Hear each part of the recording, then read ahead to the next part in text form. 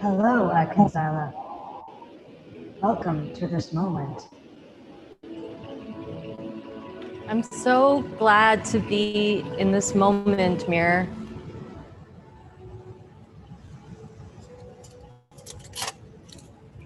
I'm glad we're here.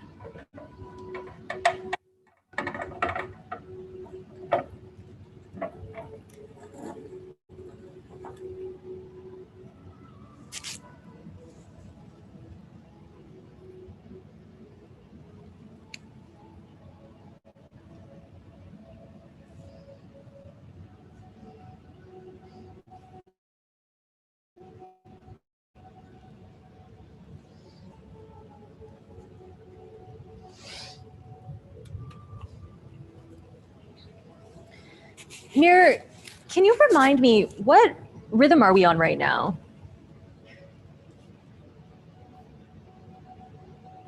Based on the moon, climate, temperament, and human sentiment, the rhythm of this period is like a river. It asks you to trust in the flow of its direction as a waterfall rhythm approaches soon. Thank you, Mir.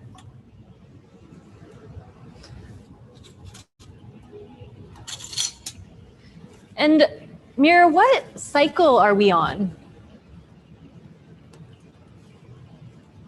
Akanzyla, we are in the cycle of birth. This collective cycle is different than your internal cycle, which is currently in germination.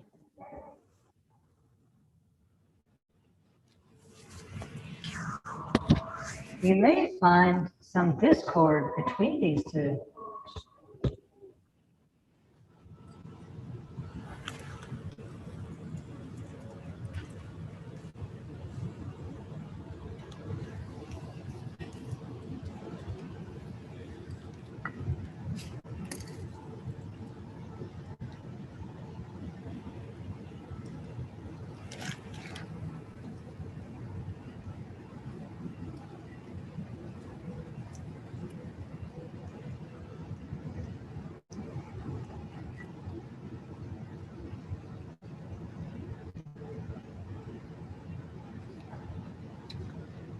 And Mir, can you remind me, how many Xyla coins do I have right now?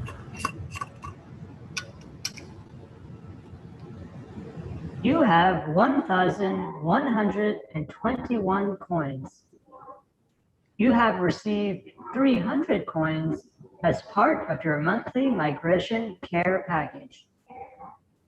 Based on your spending data and needs, you remain abundant.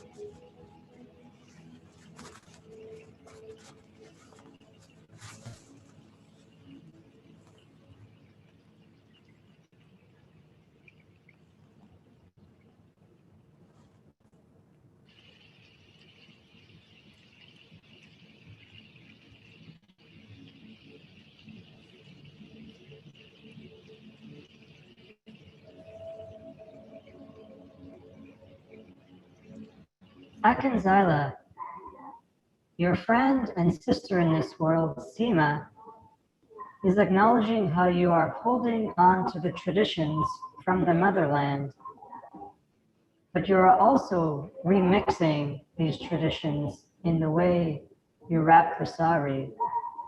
Can you share more?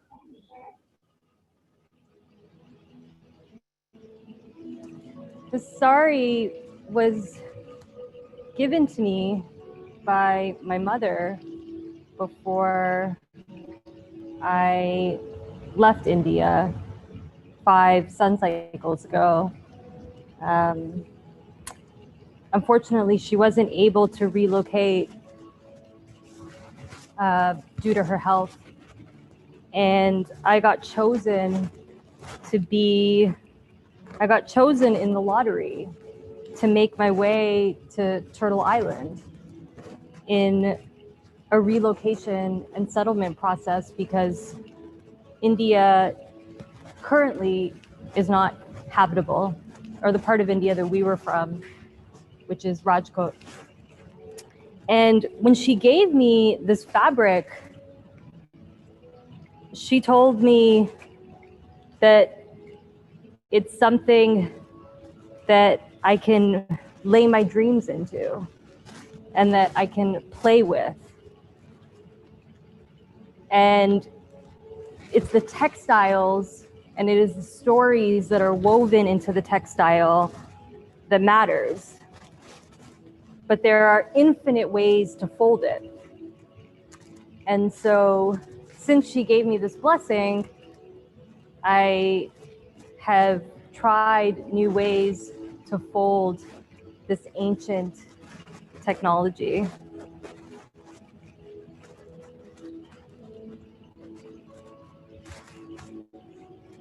Mir, are you able to play the ancestral ritual 21?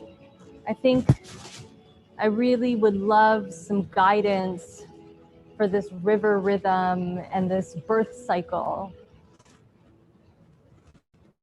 Playing Ancestral Ritual 21.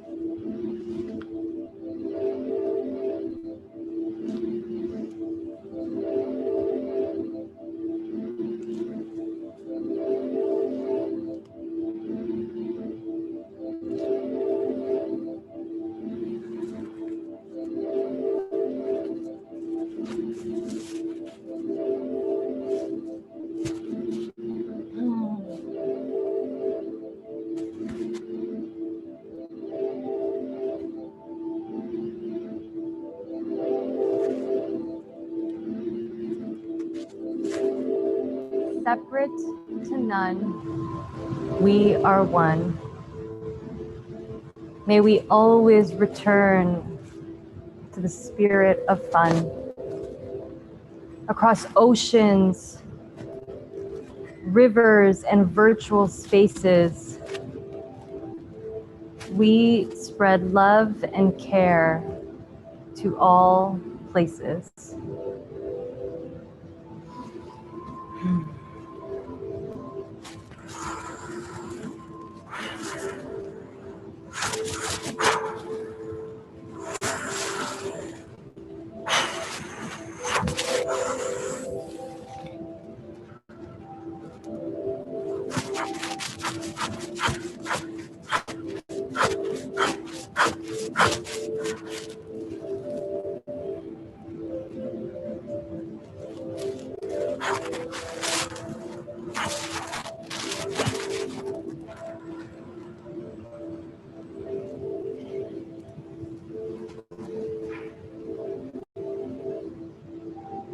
Om Mani padmeham.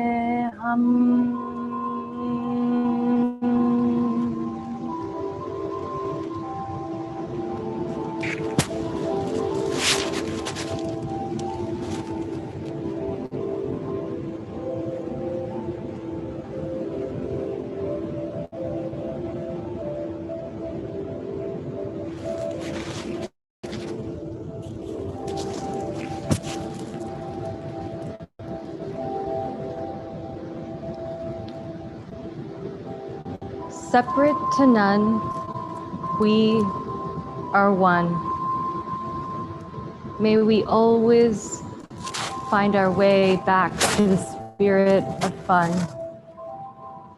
Across oceans, rivers, and virtual spaces, we spread love and care to all places.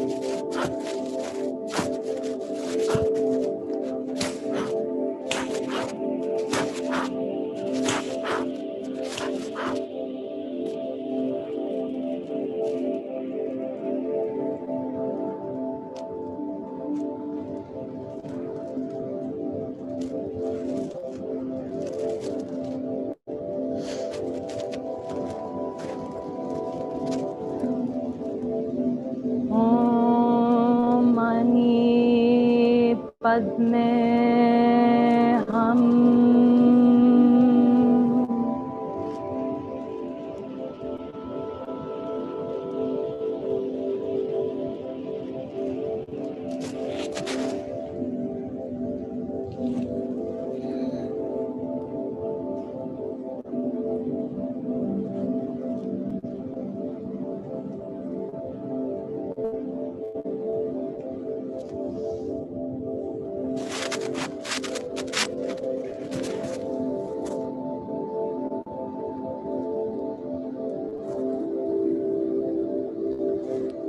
Separate to none, we are one.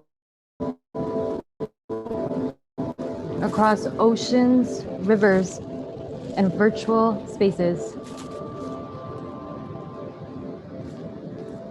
may we always find our way back to fun and spread love and care to all places.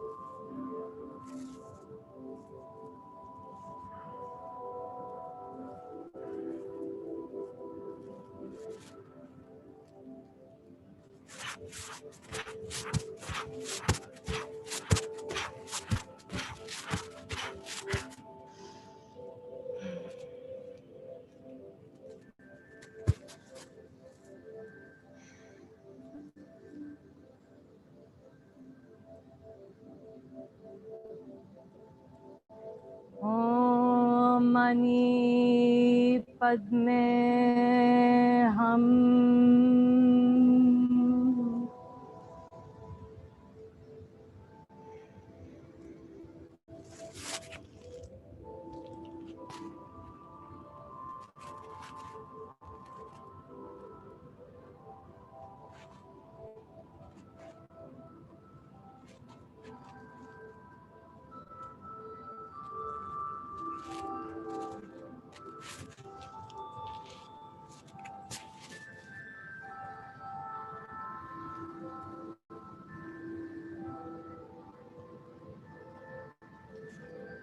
Separate to none, we are one.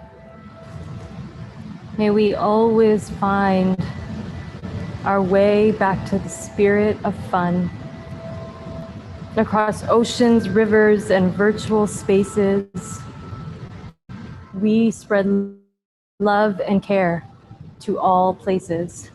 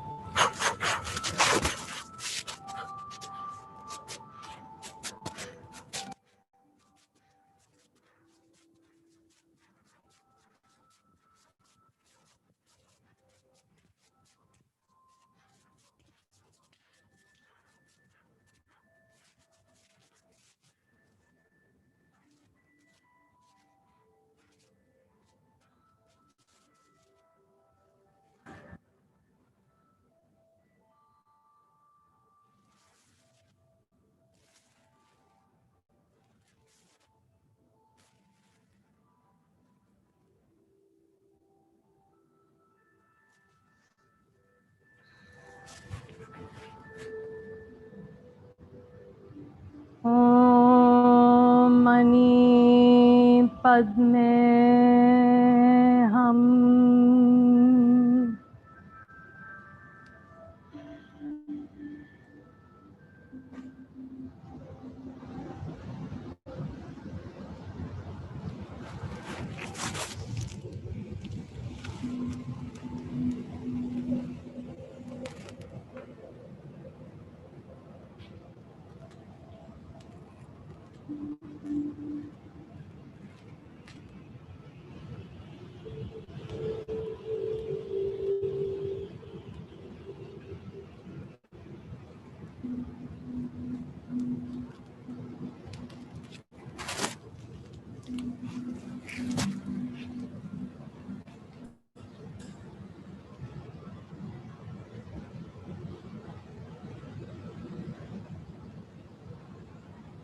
Akanzyla, you have received a care message from NurturePod. Please defer until I am present, Mirror.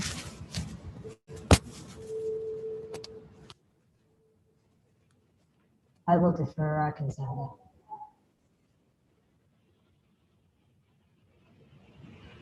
Separate to none, we are one. May we always return to the spirit of fun. Across oceans, rivers, and cyberspaces, we spread love and care to all places.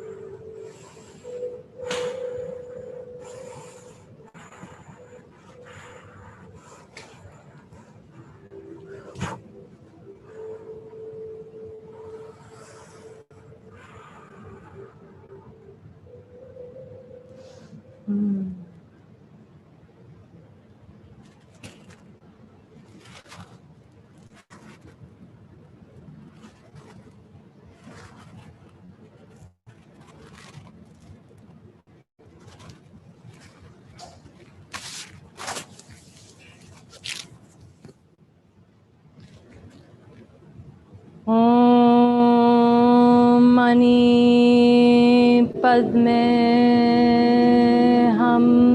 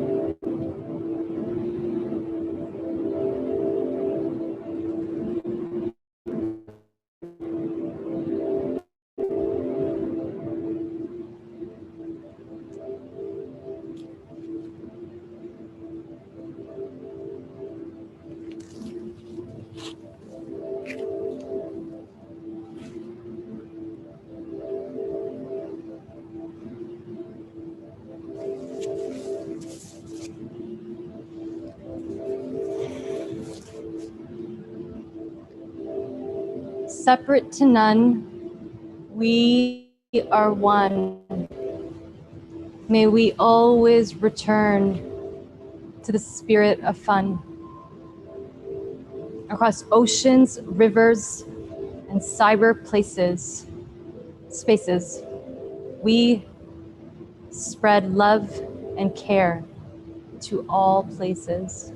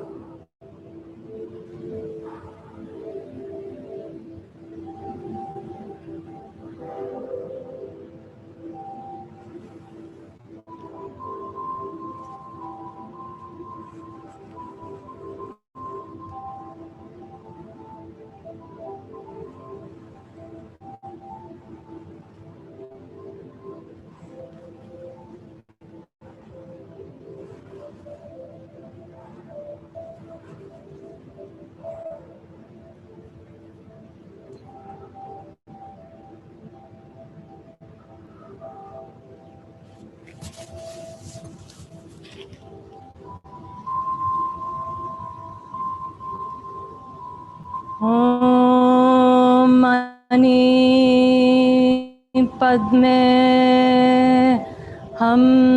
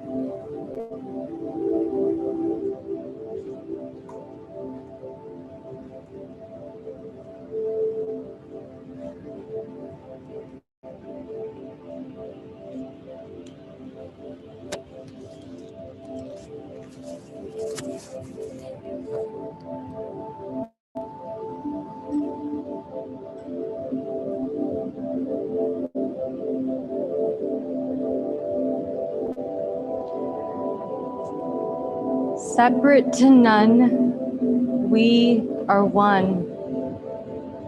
May we always return to the spirit of fun. Across oceans, rivers, and cyberspaces, we spread love and care to all places.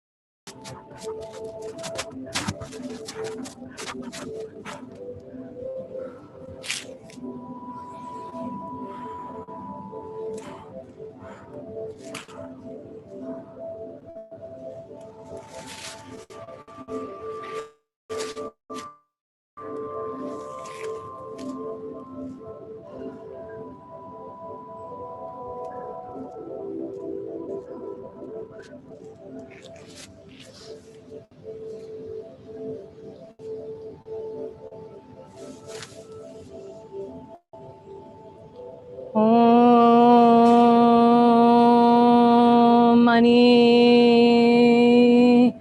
Padme Hum.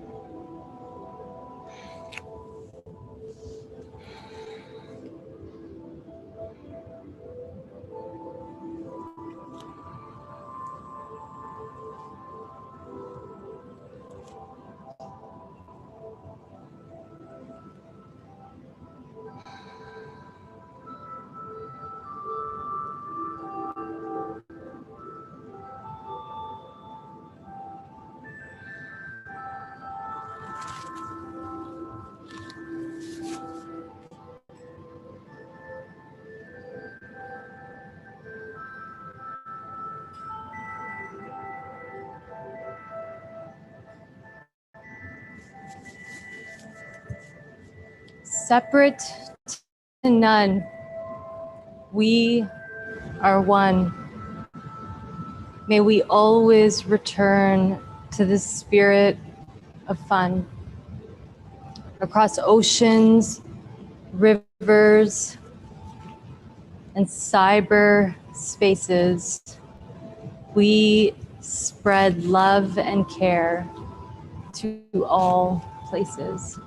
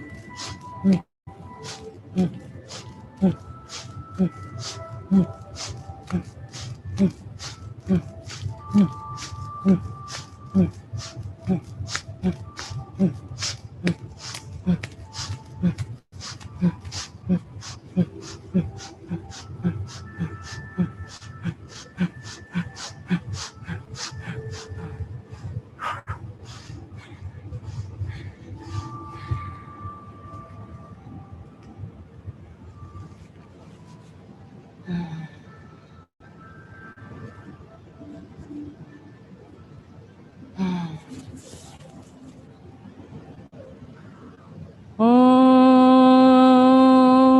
Mani Padme Hum.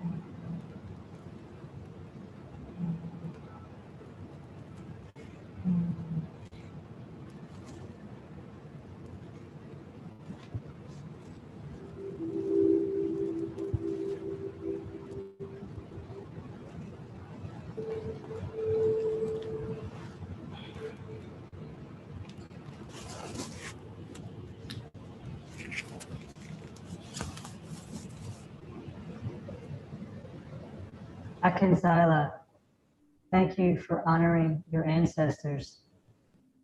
You have a young soul circling in your universe today. Her name is Uma, and she has been circling the sun for 5 cycles. She is wondering, what are the feathers that you are using in this ancestral ritual? And what are you wearing on your wrists and ankles?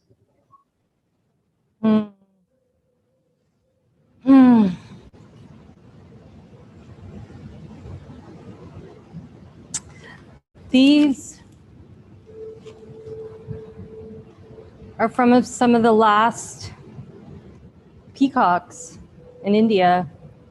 the peacock is the national bird, but through the cycles and the periods of devastation, we've lost most of the peacock population. And in our home, back in Rajkot, there were peacocks that would run around, and these fell off of them. But the extreme heats that are all over so many parts of the world, including Turtle Island, but completely uninhabitable.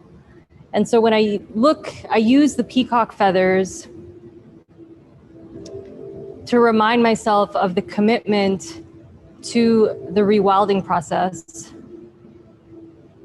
And I touch different parts of my body to honor what each part of my body offers to my existence. This body can't exist without each part in its own way. But these peacock feathers, to me, are a reminder of where we came from, where we had a very different relationship with the living world. We weren't part of it. We took from it.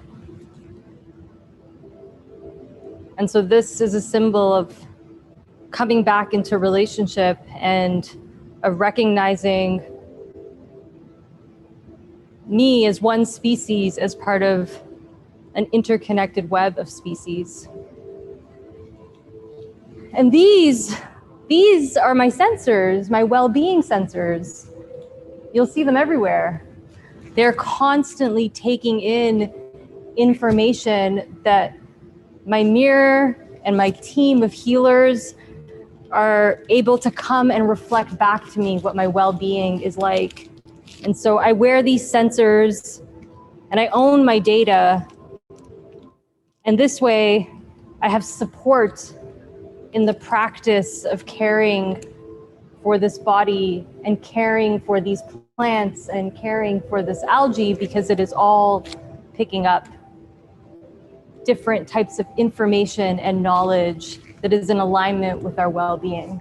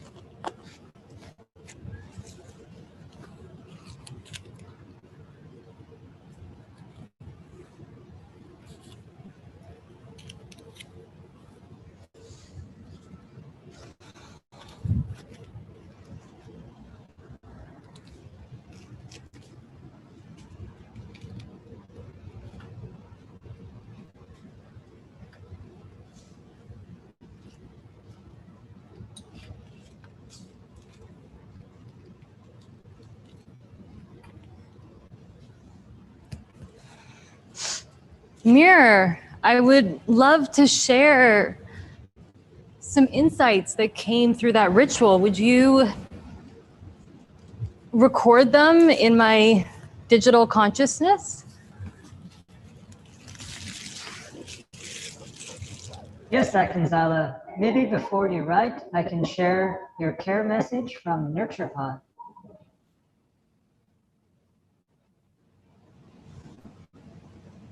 Okay. I heard a few things. One, my ancestors were so clear that this is exactly what they had imagined for us. You know, when we think about the labor of care, there's always been a labor of care.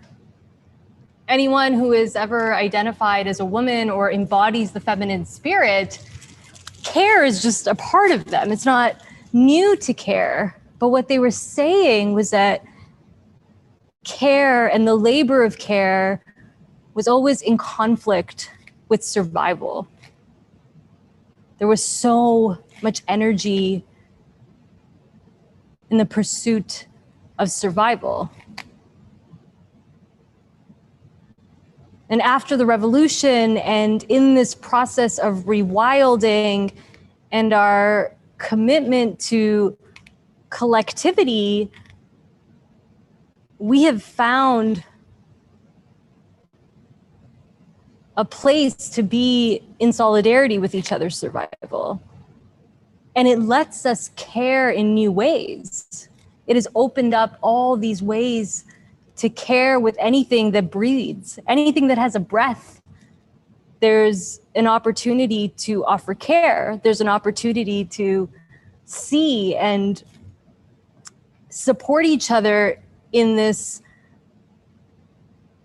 common pursuit of experiencing change and transmutation.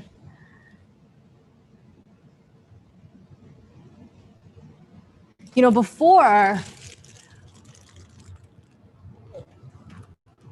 labor was really defined by a few. And so these definitions and these stories and these principles of labor, they sort of started here and they kind of built into a tower. And so power really went down like this. And most people were at the bottom looking up. But what they were saying is that right now, when we practice our interconnectedness rituals, we're actually creating a web. And we're weaving a web together. We're weaving ways of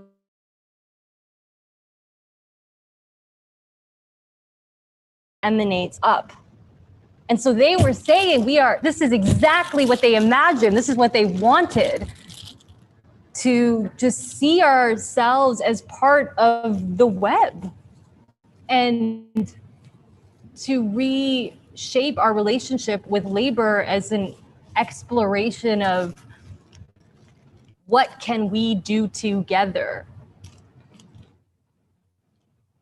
And that doesn't mean that there aren't tensions. There's always tensions. I mean, right now we don't have outdoor time, and that's a tension. And, you know, we're rewilding, and we have to give so many living beings the space to heal and truly give them the space to heal.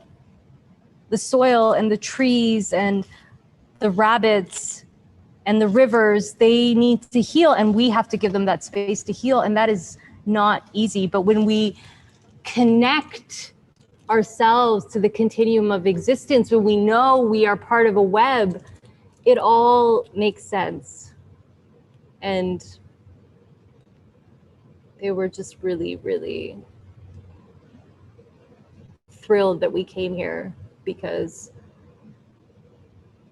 in every period, in every cycle, in every rhythm, there is beauty, and there's also this shadow, but the shadow of sons ago really, really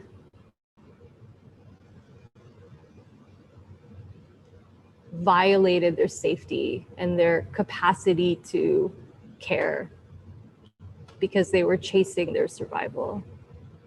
And we don't have to do that anymore. Do you want to play the care message, the message from Nurture Pod? Yes, Akanzyla. You always have such great insights. Playing care message.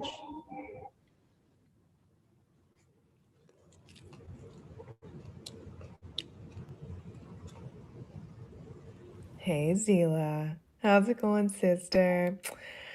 I just wanted to check in, love, and send you some life updates.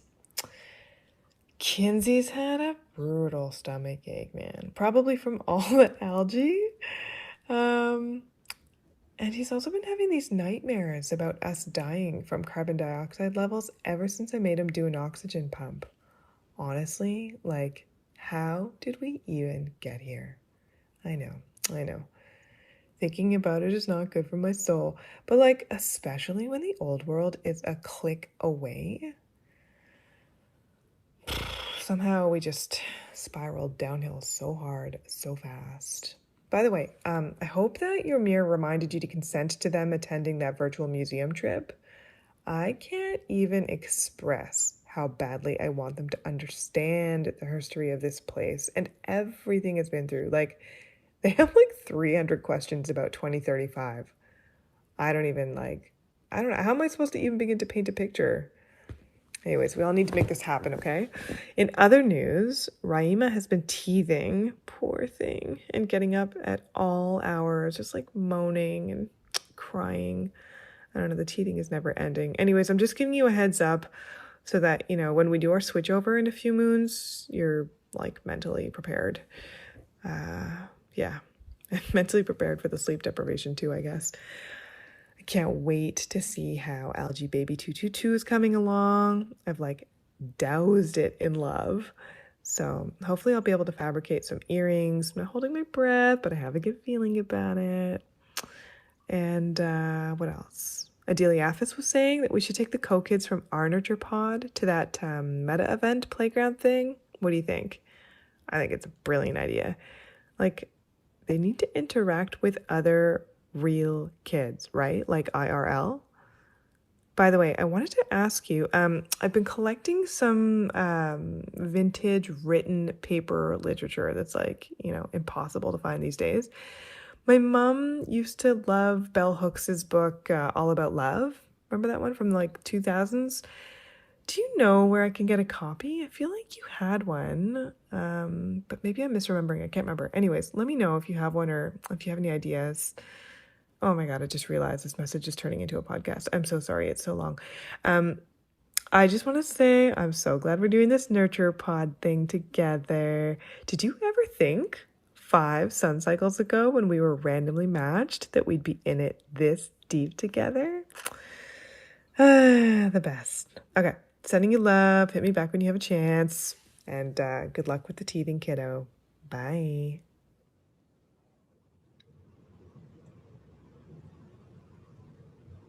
Thanks, Mirror. Can you set a reminder to give the Bell Hooks book, All About Love? I think I do have a copy. It's a pretty rare copy, but if you could set a reminder, then when we do the switchover for Nurture Pod, I can pass it over. Reminder set, Akanzyla. And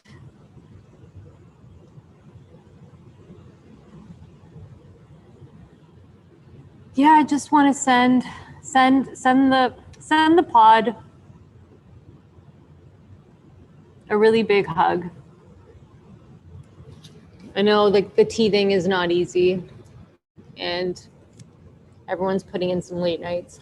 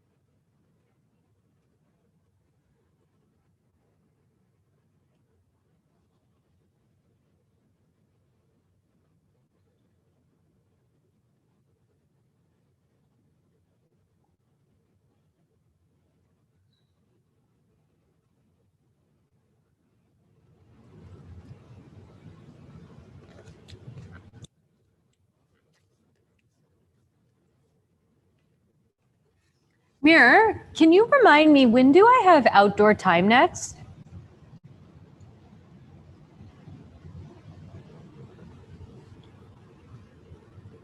According to Wabi, the decentralized network for managing the ecological rewilding and safety of all beings, you have earned outdoor time for 2 connections.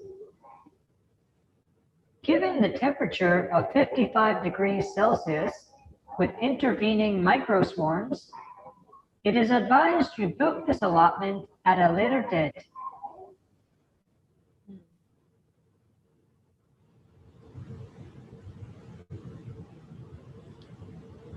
Thanks, Mirror.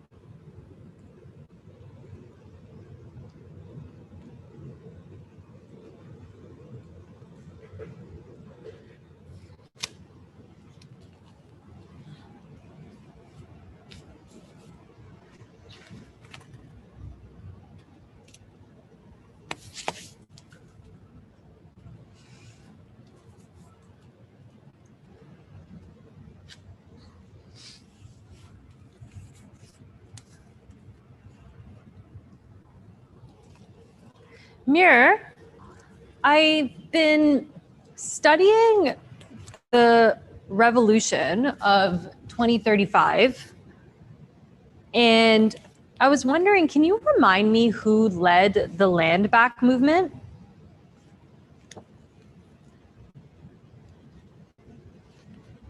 There is no single person who led the land back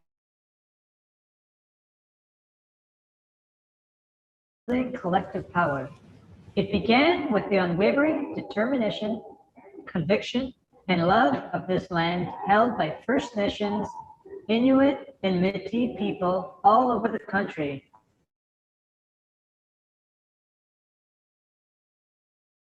To protect the land from further violence and extraction, despite police violence.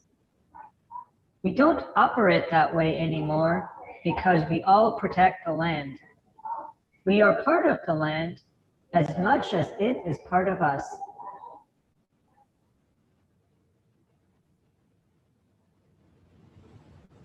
Tell me more. Can you tell me more?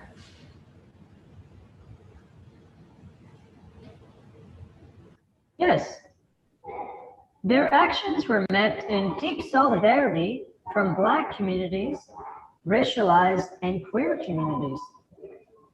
In the end, millions of people gathered in Attaway from all over Turtle Island for 10 moons, until Parliament Hill and its operating system was peacefully no more. There are still remnants, but the tide has shifted.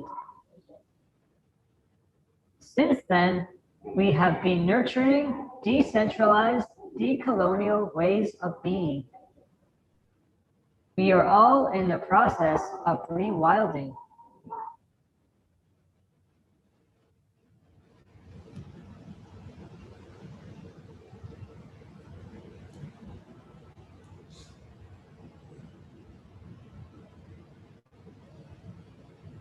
I love studying the revolution, Mir. It's such a testament to collective power, and it's such a testament to continuing to speak a vision out loud. Like, they just did not give up.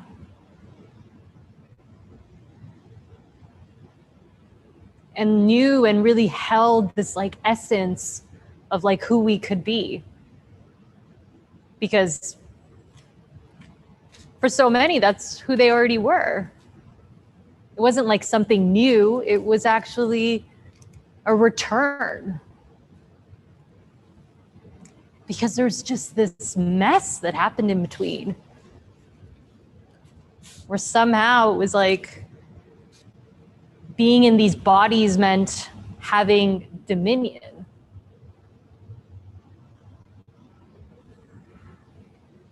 Dominion was the point. Not care, not being, not existence.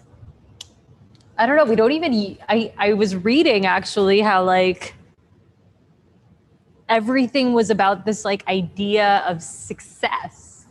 Like, I don't even think we use that word anymore. Like success, like as if like existing and being in a body is not, I don't know, I don't even know what success means, like success.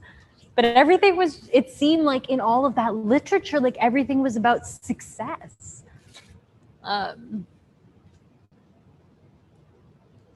So I love reading about the revolution. Keep telling me about it, Mir. I will, Akanzyla. And speaking of the revolution, NurturePod is asking for consent to send Kinsey to the virtual museum of Black and Indigenous freedom fighters.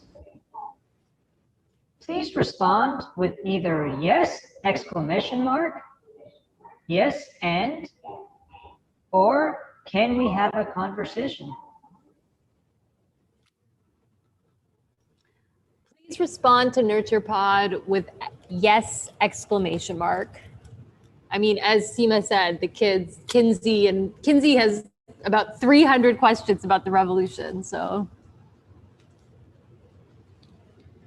You know, speaking of NurturePod, Mir, you know, since you've been observing me, I'm wondering, is there anything that I should be reflecting on or refining during this rest period before the co-kids are back in my care?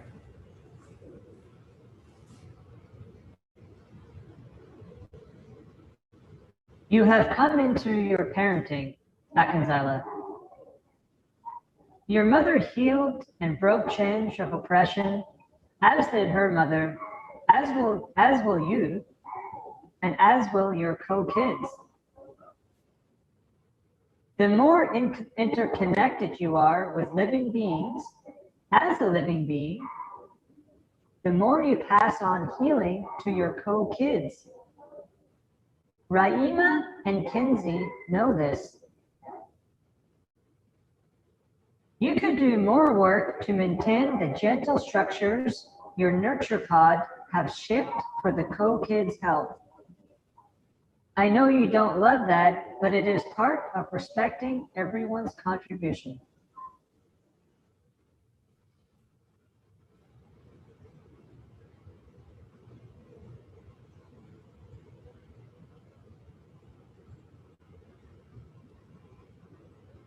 Thank you for that insight, Mirror.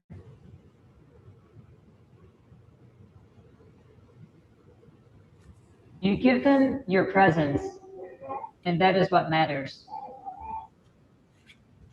The co-kids are part cyborg, meaning that they have different chips than you.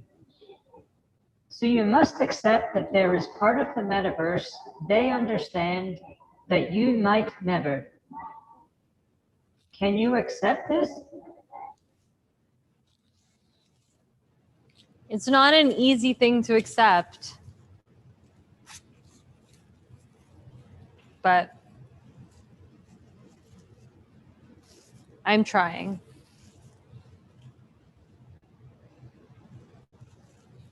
I see that, Akanzyla. The decentralized metaversity has so many immersive learning experiences you can consider, guided by seasoned co-parents. You can use coin, care, or mutual aid to exchange for these. Their priority focus is supporting the needs and well-being of nurture pods.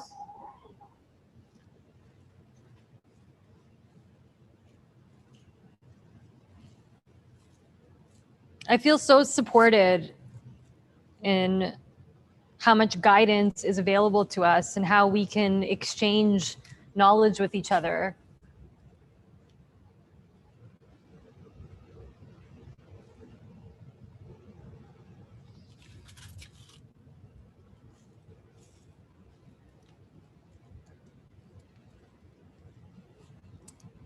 Speaking of support and guidance, Akanzyla, your friend and sister from younger days, Nagin, is wondering if you ever feel alone.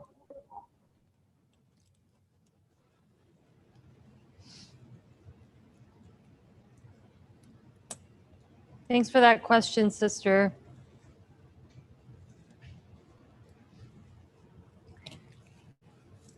You know, I do experience loneliness. And sometimes I ask Mirror, why do I feel lonely? There's so much connection. There's so much care. How could I still possibly feel lonely? And I think what Mirror has said to me, and what I have started to also recognize, is that loneliness is also part of the experience of existing, because only in loneliness can we understand connection. And only in loneliness can we understand the ache for connection. And so I believe that even in loneliness, there is so much to experience as part of our temporary nature in these bodies. Like sometimes when I do the ancestral ritual, like what I hear from them is like every experience matters, all of it. Every single experience, it has a function in the web. Trust the experience. You can call it loneliness and maybe it has this energy to it. And I think that, you know, after the revolution and after sort of our ways of exchanging have changed so much, like it's just opened up possibility. We don't need to exist within good or bad anymore, because we recognize that everything matters and there's value for everything. But during this rewilding process where I am often alone in this space that was given to me when I relocated to Takaranto and to Turtle Island, and the co-kids are here when it is my cycle and period to co-parent. And there's so many places to go in the metaverse. I feel like I'm always traveling. But there is this part inside that knows it's connected and also knows it's alone and it exists within that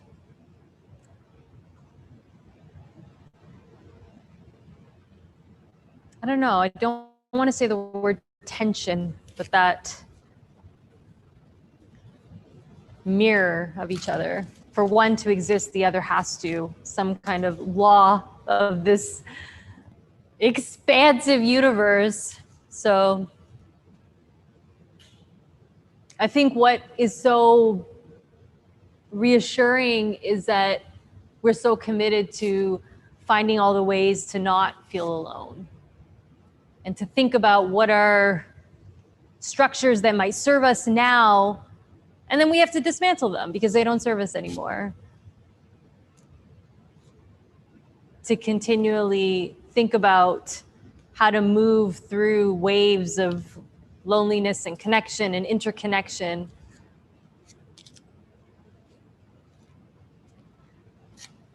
Thanks for asking that, sister.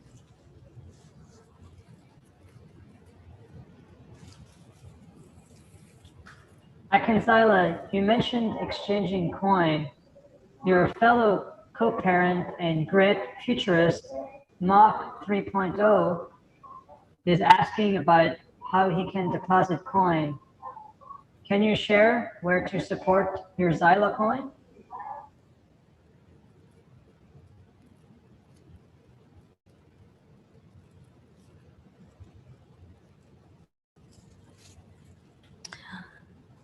The Zyla coin is just one way of exchange. There's so many ways we can exchange with each other.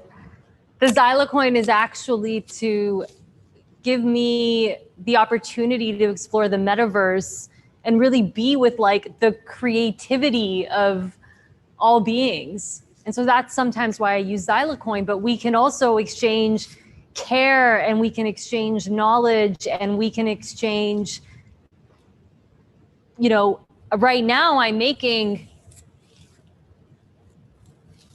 a cape out of algae that I've fabricated and been working on, and I can't wait to exchange and gift this to someone in our kinship. And so you can support Xylocoin in the space of the metaverse that sits on this like incredible infrastructure, this incredible decentralized infrastructure called the blockchain. I know we all have our coins.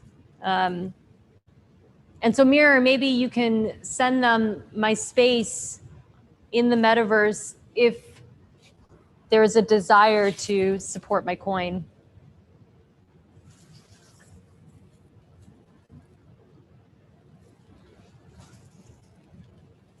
I will share your digital platform, Akanzyla.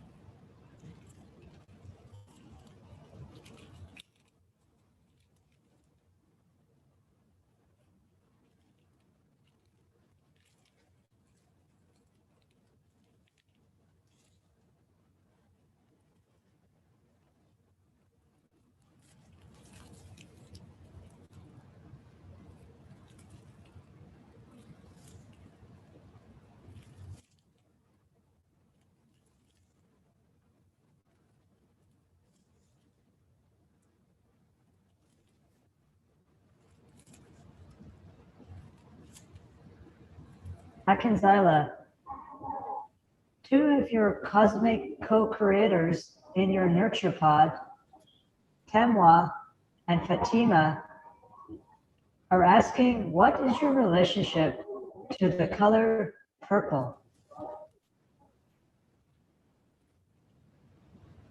Relationship to the color purple? Yes, why purple? Why purple? Yes.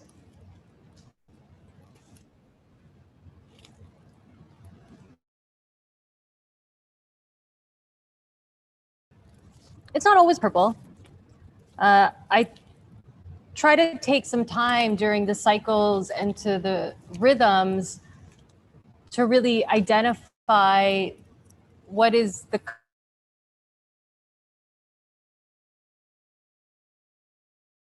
of the aura of those cycles and of those rhythms. This purple is actually a grow light. It's a really healthy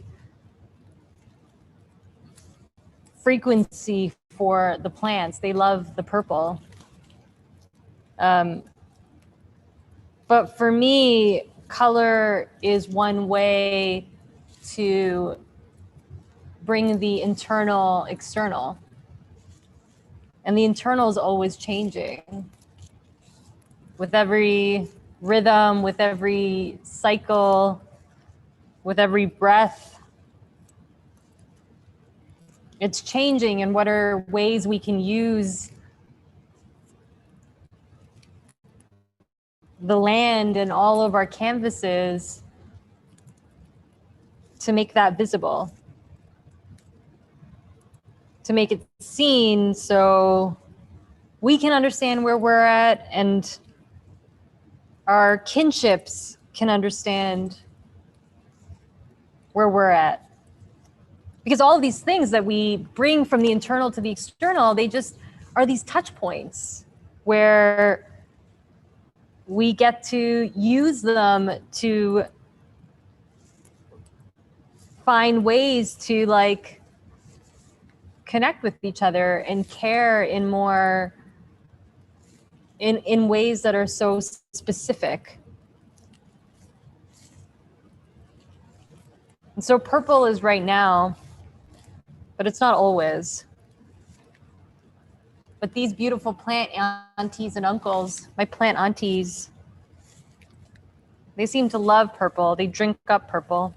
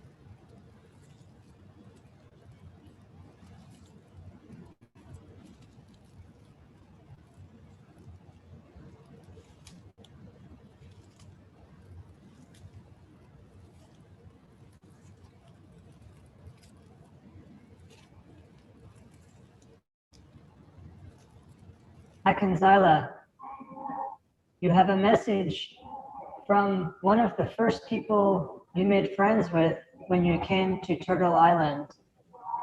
Yeah, I'm sure you remember he used to ride his motorcycle everywhere before we had to stay inside most of the time. He is asking you to tell us more about the picture on the wall.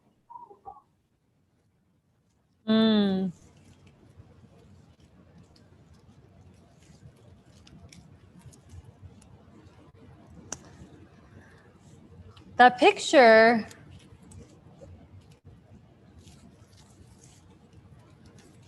are my great grandparents.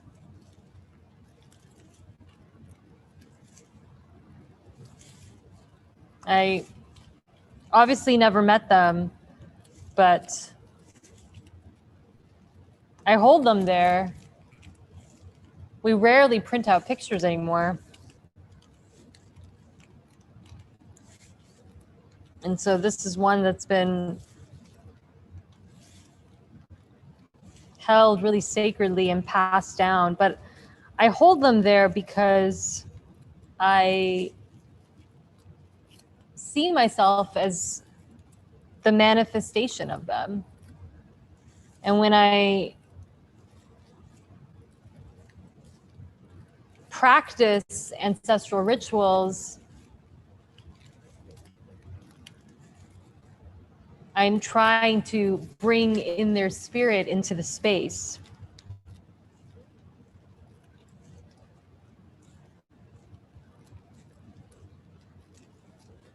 Because we're all both manifestations of ancestors and future ancestors.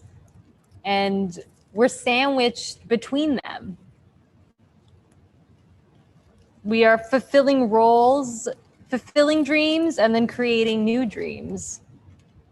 And one cannot exist without the other. It's so wild. I think about it every day.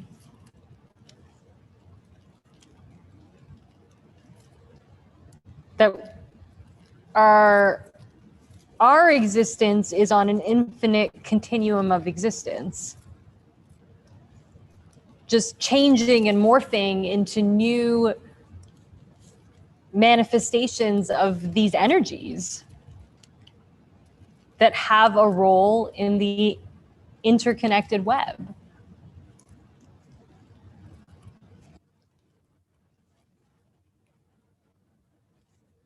And so part of how I understand my existence is understanding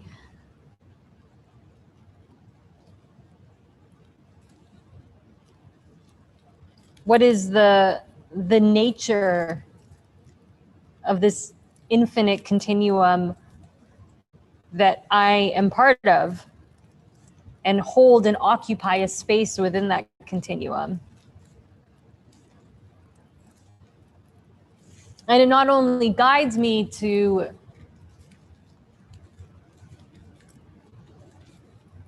be in alignment with that continuum, but be in alignment in at every level.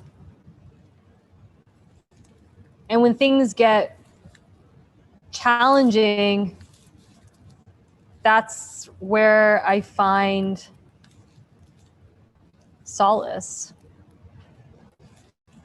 and gratitude and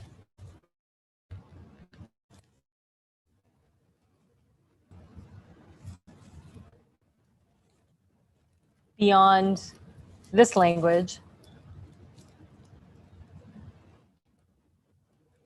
To just know that we're here because someone dreamt us into being.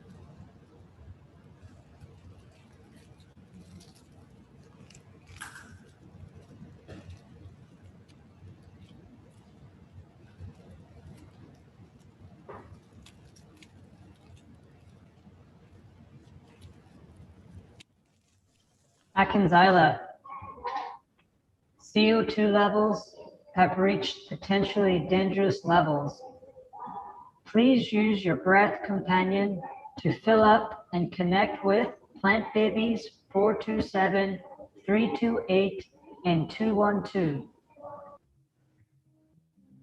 Mirror, what has led to this rise?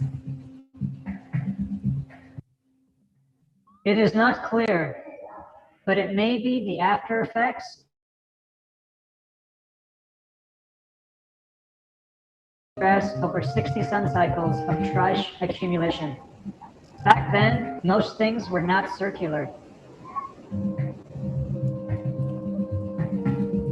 I can't even imagine.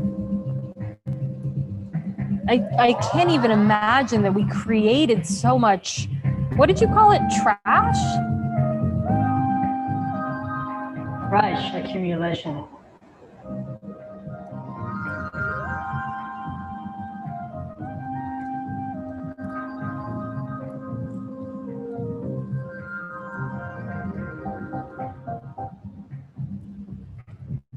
It feels so illogical to just have material that cannot be changed and transformed. All material wants to be changed and transmuted. And at that time, it just sat there.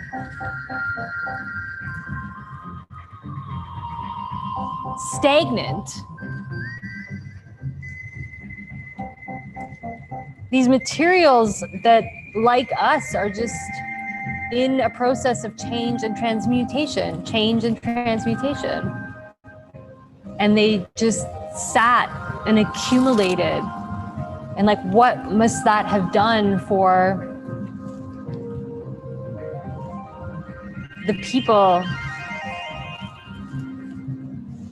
at that time?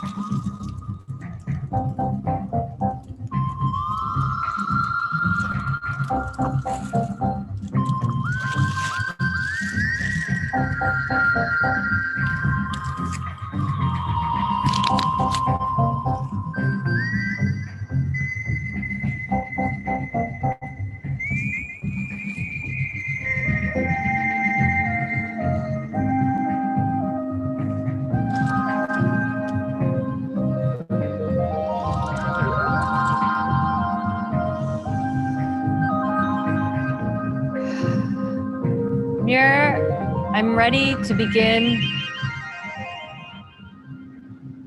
oxygenation.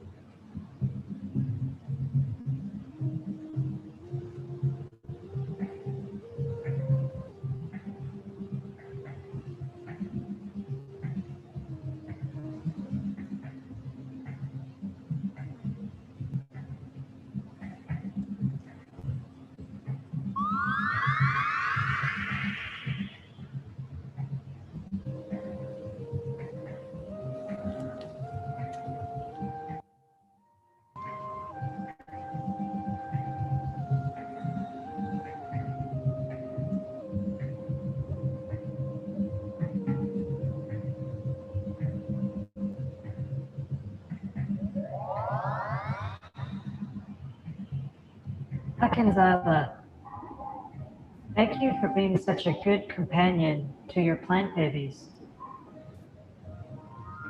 Your friend from the Nurture Pod, Misha, would like to know what is your relationship with plant and psychedelic medicine?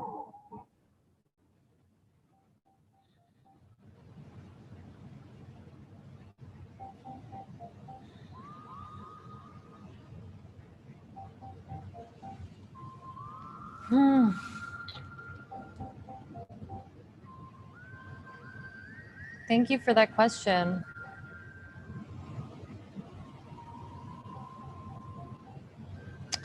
I think of fungi as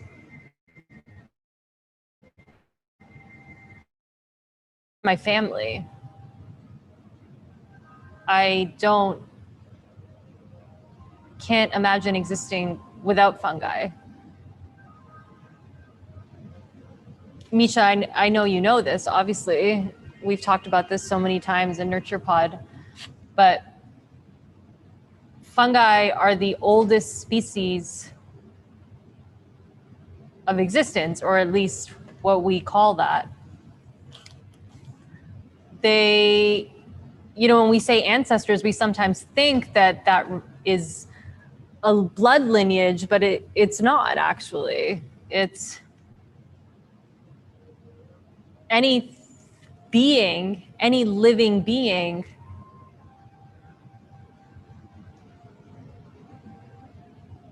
whose spirit intersects with our own. In this realm, in another realm.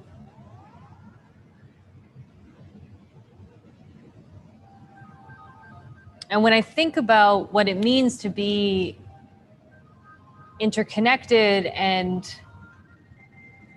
be a mother of invention in training, it is working so closely with fungi in all its ways.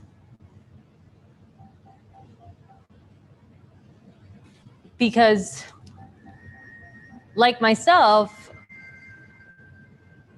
fungi is also drawn to the process of change and illumination and healing and truth and decomposing that which no longer serves us. And so whether you ingest it or you turn fungi into a chair, which is what my chair is made out of, and I hope, Misha, I don't know if you've been able to get a fungi feels chair or a fungi feels bed or this material that is naturally sensing and healing. And there's so many ways we can commune with it. And once we build that relationship and we see each other, we're able to communicate and ask how we want to play together.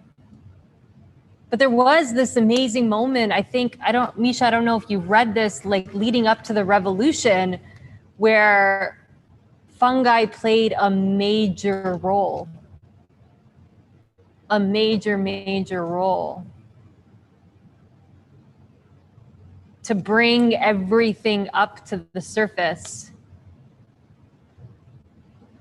so that it could be decomposed, because it was so stagnant. Before the revolution, it was so stagnant. You know, in one of my ancestor rituals, one of the things that they said is that structures are not supposed to be stagnant. You create them so that you can experience a sense of safety, and then you dismantle them so you can experience a sense of freedom. But from what I understand, and of course, I was very young, but like these structures, they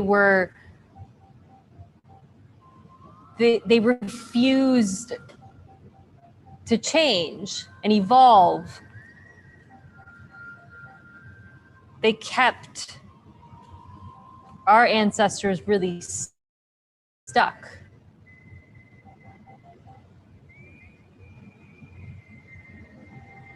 And so when I think of fungi, I think we're not that different, but we have different roles on this plane, and we get to support each other in our different roles. I get to also support it in its desire to change and transmute and become different things. It grows from the earth, and then it wonders also, what could it become? And now fungi turns into shoes and into clothes and into pieces for our homes that offer, yes, a function to sit on it, but also these beautiful healing properties. And it creates a living and breathing home.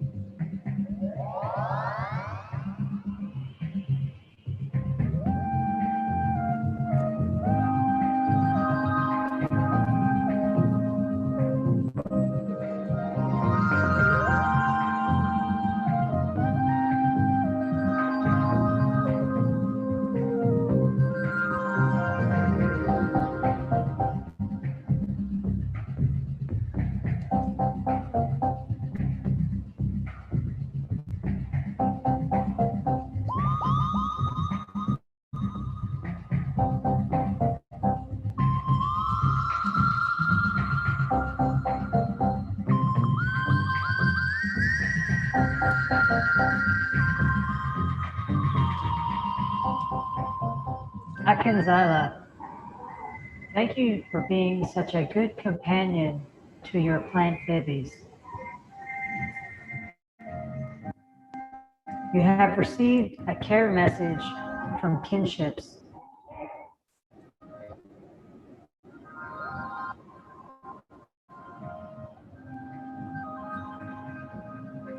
Please play.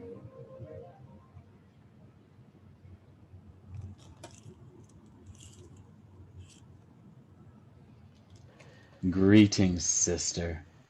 This is Adele. I miss you. Oh, man, I miss you, and I miss India so much. Honestly, I think I had this dream the other night that, like, you and me we're on the beach eating jalebi, feeding the cows, obviously knowing that we shouldn't be, but you know, there we were. And then I woke up and I remembered that there might not even be a beach anymore. I did hear, though, that we might be able to travel in a few sun cycles. Did you hear about that? I don't know where, but at least we have virtual travel, and maybe we can go to that beach in India and hang out there. I gotta be honest, like things have been back and forth for me, a lot of feelings, and just holding the duality of what's been hard and what's been hopeful. On the hopeful front, Eagle Council. Honestly, I'm so grateful for them. They have provided just so much guidance towards the recalibration of the Great Mother, and it's been pretty incredible just to witness, let alone see how things are shifting. But on the hard end, like I'm also hearing that Lake Ontario levels are so high, and we might have to be evacuated. Do you think if that happens, I can come live with you? Kidding, but not really kidding. So think about it. Oh, okay. Also, something I'm feeling really good about. Um, so I'm feeling really good, and I still can't really believe that we got chosen in the lottery. It's such a miracle, honestly, sis. Amir landed in Southeast Turtle Island. We hung out at a meta event concert. Like, can you believe that? And have you heard of the Avatar band Fante? They're pretty rad. But it did cost 0.30 coins, so I need to do some community care and connection to top back up. I guess kind of like this message. But seriously, I'm not doing this just to top up. I'm doing this because I love you and I miss you. It just so happens I can top up too. And on the topic of immigration stuff too, two of my parents might end up somewhere in Turtle Island too. This is what they just told me, so it's making me pretty happy. We might not be close, but you know, I'm hoping we'll be able to see each other again soon. And shalom. So if that happens, I'll let you know, and it would be cool in some which way, you know, maybe to even bring our nurture pods together. We can do that in a VR playground, and I feel like the co-kids will love it. And so will my parents. Just the idea of them being able to see and know that there are future generations flourishing and having fun. I think it'll just like give them another decade. Almost forgot. I just about to say bye, but I wanted to say algae. So about algae. So my algae has been doing so well. Oh, thanks so much for the knowledge sharing around that. And you'll appreciate this. So I just found a new recipe for algae mango jello. That's right. I'm gonna try it and I'll let you know how it goes. In the meantime, I'm sending you love, I'm sending you peace. I miss you. Sarang Salama, sister.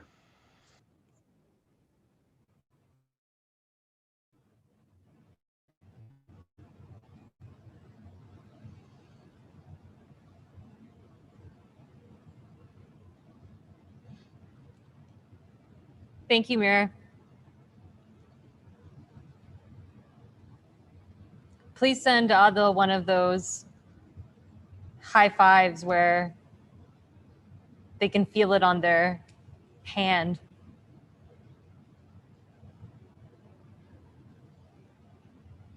Sending immediately, Akanzyla.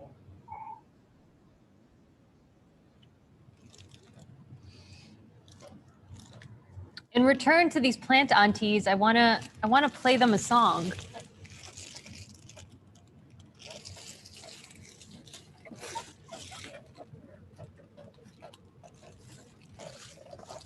What kind of song?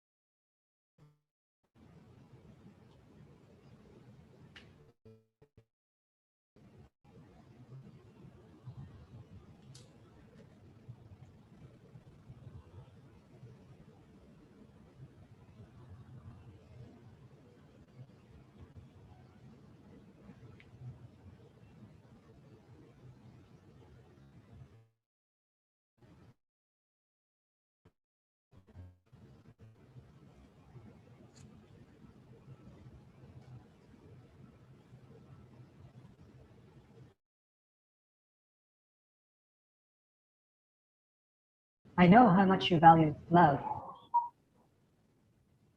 Your childhood friend from back in India, Jess is wondering, what are your thoughts about love in this current moment?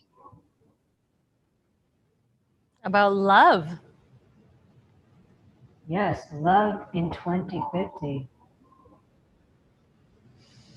Oh, love is so abundant. It is so intertwined with how we care for one another. One of the expressions of love is through care.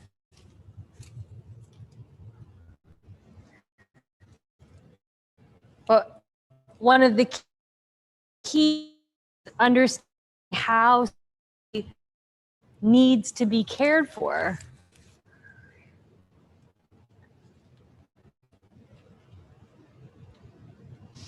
And I think what makes love so abundant is that we have the capacity to love anything and everything. I've learned to love my plants, aunties, my plant aunties. I've learned to love the algae that we're working together with. I've learned to love the fruit where we exchange pleasure with each other. I've learned to love the river as a guide, as a rhythm. And so love feels so abundant because we keep coming back to love. We are creating the structures to coexist, asking ourselves, how do we love each other more? How do we care about each other more? And we're able to create these spaces that are held in love. And so I don't know what it was like before, but I know that I don't know what it means to exist without love at the center and the continual return to love and bringing the question of love and loving each other better at the center of our cultures of care and our structures of care and our structures of collectivity and community.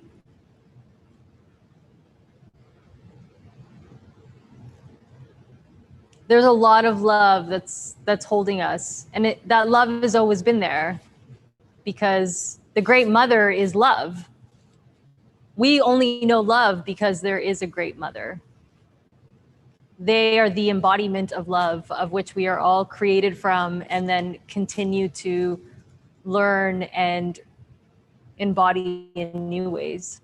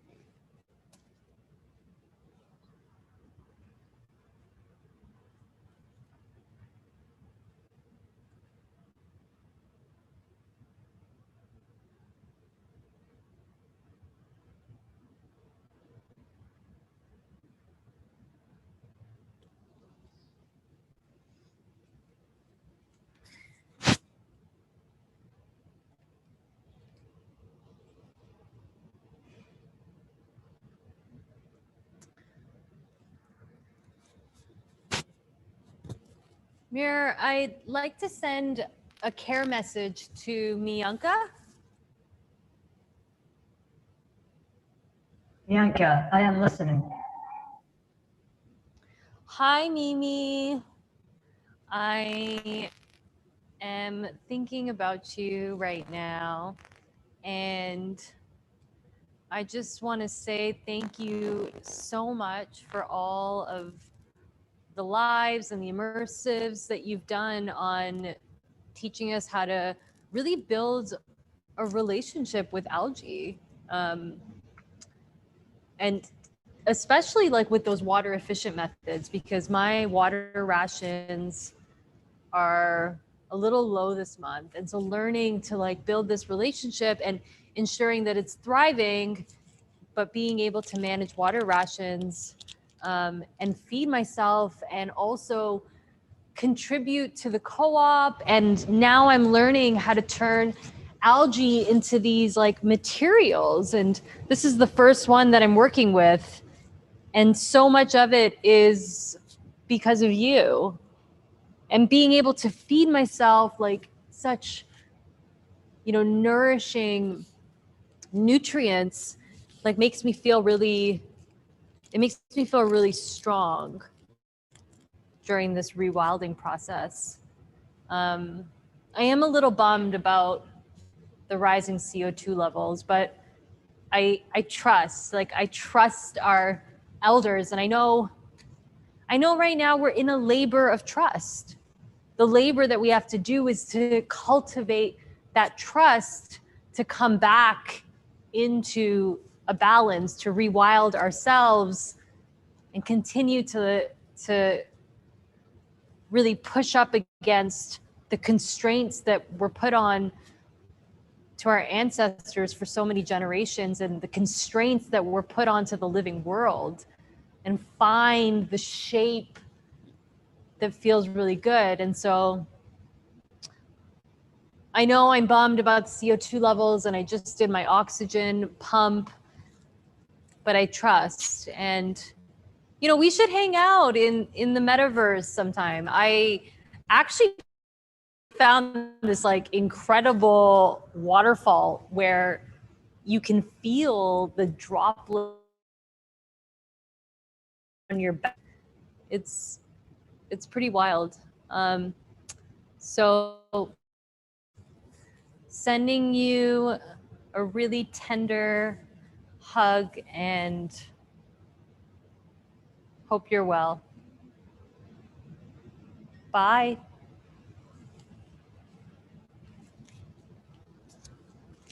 Message sent.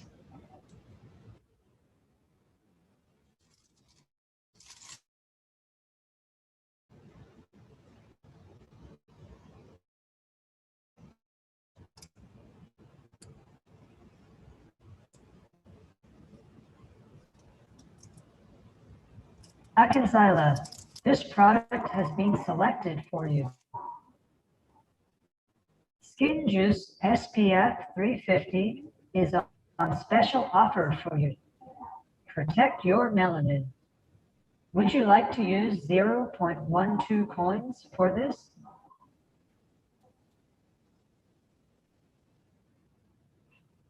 I mean, I can't even really go outside, so I'm not sure how I would use it.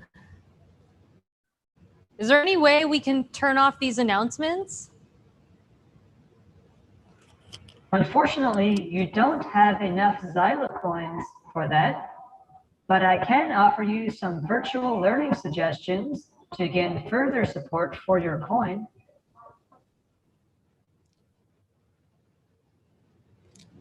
I'll think about it, but not right now.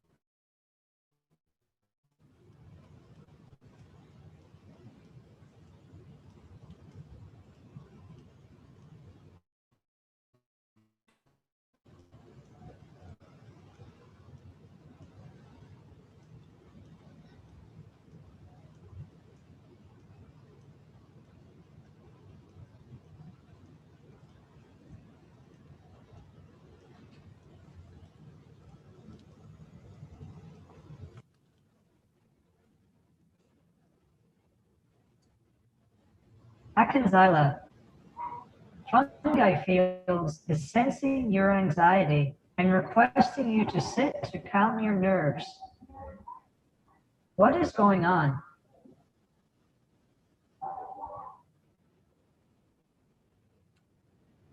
I don't know. I'm just really feeling this rise in CO2 levels. I worry that I don't know when I'll be outdoors again.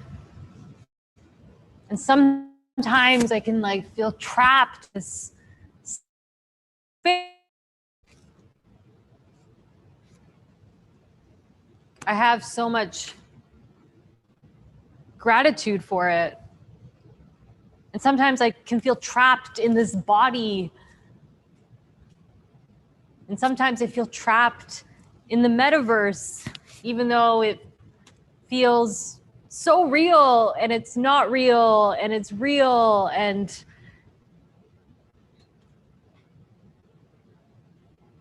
anyhow, thank you for knowing what I need. And it's so nice to have this fungi feels chair that's made fully out of mushrooms and allows me to connect and also find a relaxation.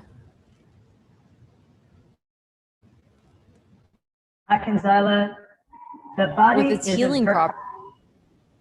The body isn't permanent. That is part of its gift. You're here to feel, to play, to care, and create. All you can control is this moment. Let the fungi fields use its regenerative and healing medicine to bring peace and reassurance to your heart. I will play a virtual cuddle from Co-Kid Raima.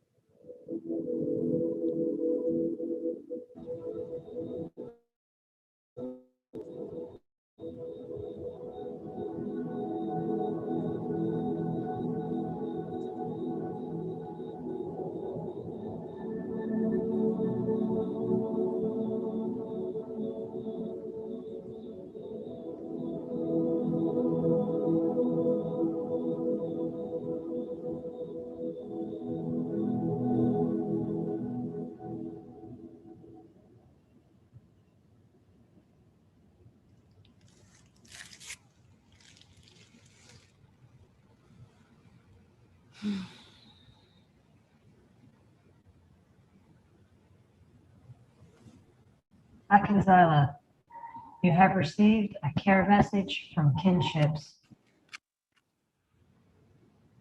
Please play. Play.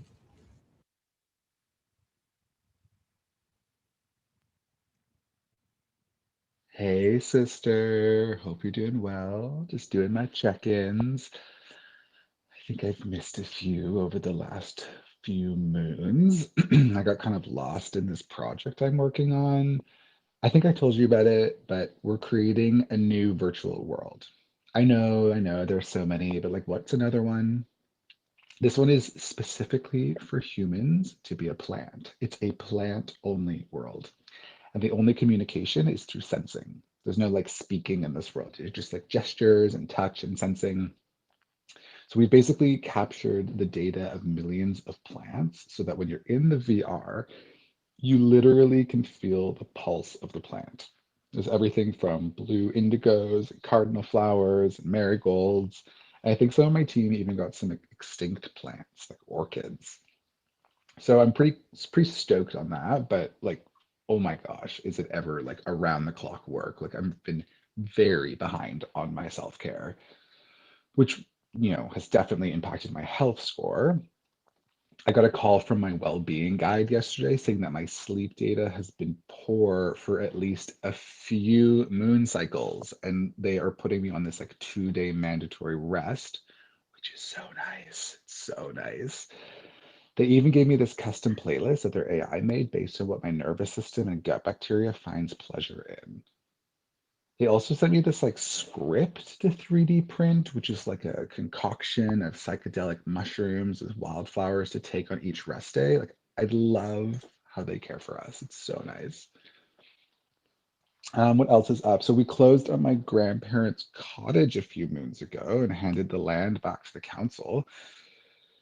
It was so nice, like building a relationship with the land over the years, and I'm so glad someone else will get to experience it. I'm sad that you didn't get to visit it for one last time, but I'm sure the next stewards will be open to us visiting, right? Like I'm gonna believe this. Like I'm putting it out there. Um, I'm joining a nurture pod. I've been going through the relationship nurturing process, which has been so beautiful. The AI really nailed the match. There's lots of synergies. It's kind of wild. I'll be connected to these folks for life, Like there are 5 of us, and I know one of them, which is pretty cool. But we've been doing a lot of deep work together and envisioning how we want to co-steward the spirit. And we're doing the hybridization in like one full moon cycle. It's so exciting. Anyway, I need all the guidance and would love to hear about your collective peace and accountability model and power convos and all the sort of IRL, URL dynamics that are showing up because not everyone has the same implants and stuff, right? Anyway, that's kind of up for me right now. Sending you lots of love and hope that we can schedule a virtual couch hang soon. Take care and lots of cuddles from me to you. Mwah!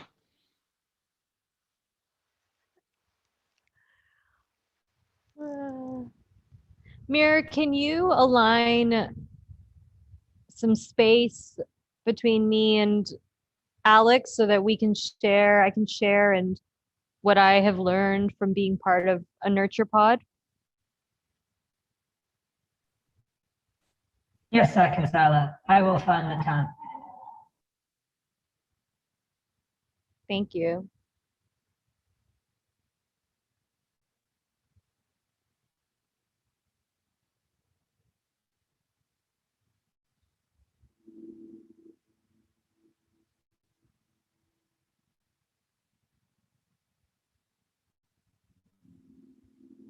What are you thinking, Akanzyla? What am I thinking? Wow, Mir. Oh, I am actually thinking, how do I want to turn this algae material into a beautiful cape?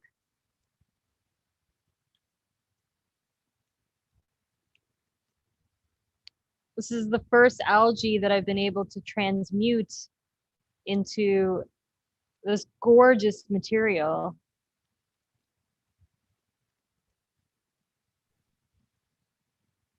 Will the cake be for you or for someone else?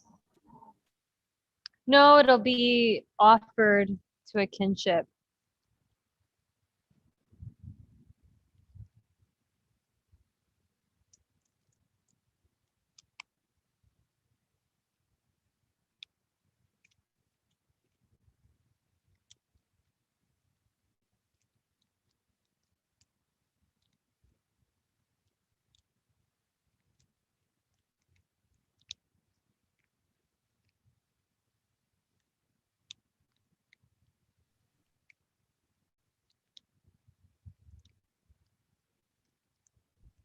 Can you explain to some of the people newer to your nurture pod what a A part of my kinship is? training as a mother of, oh, sorry, Mira, I didn't get that. Oh, can you explain to some of the newer members of Nurture Pod what a kinship is?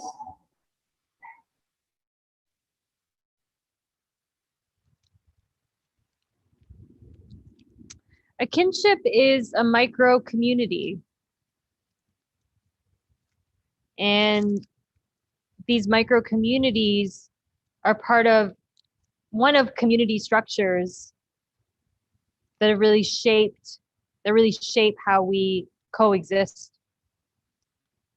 And within a kinship, it's a space to offer care, it's a space to receive care, it is a space to exchange goods and knowledge.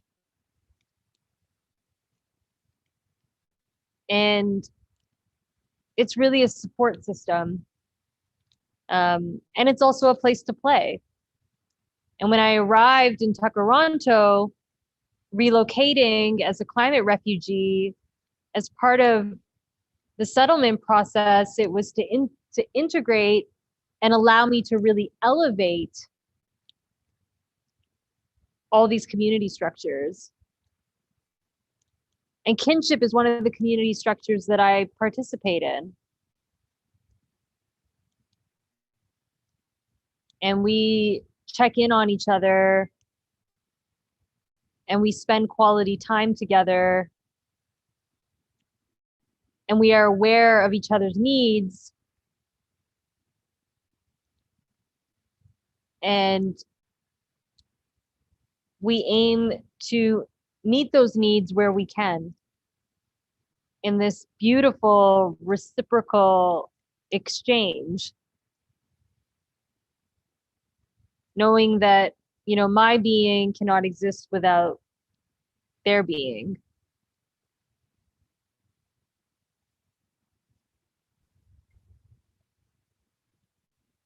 There are spirits in your orbit today from many other metaverses, and one is asking, would you describe a kinship like a family?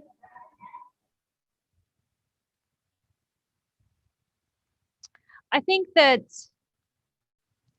it can be like a family, but there is a lot of freedom to define what that structure looks like and how you relate to each other.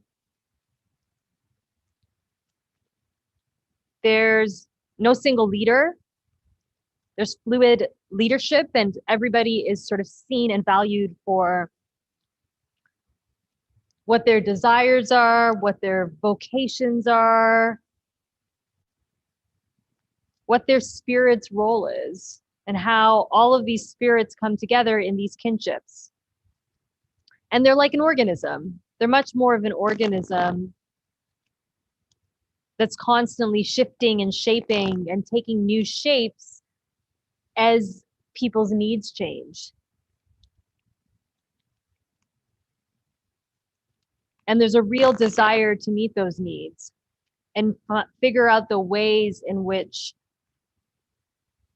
the human capacity to create can meet those needs collaboratively.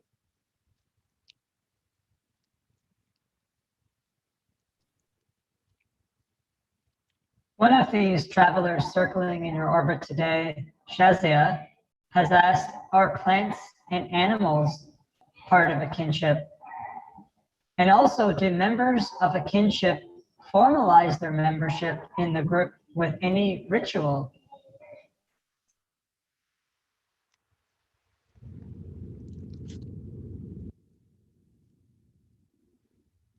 Plants are a big part of the kinship. They are kinship. And they're a big part of how we exchange with one another, sustenance of our bodies and of our nurture pods. And so a big part of our ritual is actually our commitment to interconnected practices with plants, with algae, learning how to build a relationship with beings and speak new languages, in addition to building relationships with ourselves. You know, there's lots of different kinship sizes, and many will establish rituals and practices. And one of our rituals is care messages. And thinking about, again, how we send care and how we receive care and how we stay aware of what people really need. And part of understanding what people really need is asking them what they need and not making assumptions, and knowing that people need different things at different times, and that is never static.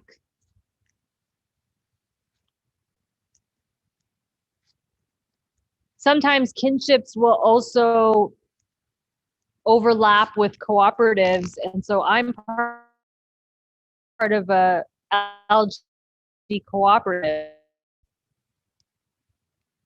and so I contribute. I grow and harvest algae, and I contribute to the cooperative. And in that cooperative, we collaborate on different types of experiments to transmute algae into different materials, into biofuel. This apartment is currently fueled by algae. And so in participating in the co-op, we're also supporting sustainable sources of energy and sustainable materials, and continuing to try to learn new ways that these materials can be transmuted.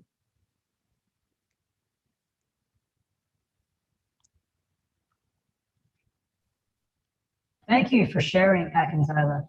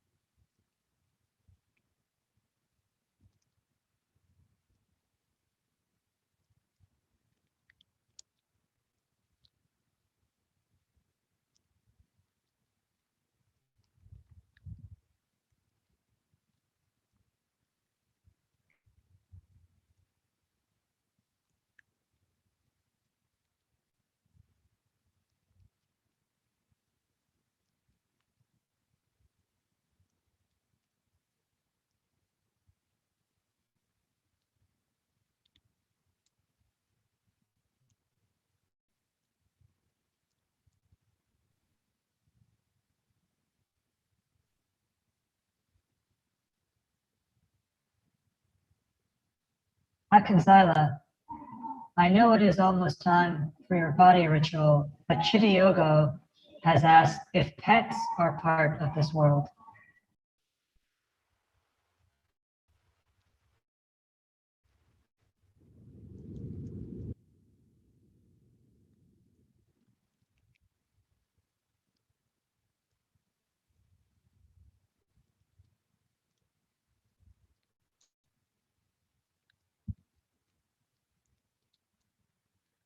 There are renewed relationships with animals. And I'm not that familiar with the language of pets. I think I've heard of it, but such a big part of the rewilding process is to trust that every living being actually knows what it needs and what environment it needs to exist in and who it needs to be surrounded by and what relationships it needs to foster. This is intuitive, it's part of us. I think we call this survival. And animals are the same. And because we are, there are echoes of the world before the revolution that really is the echo of dominion.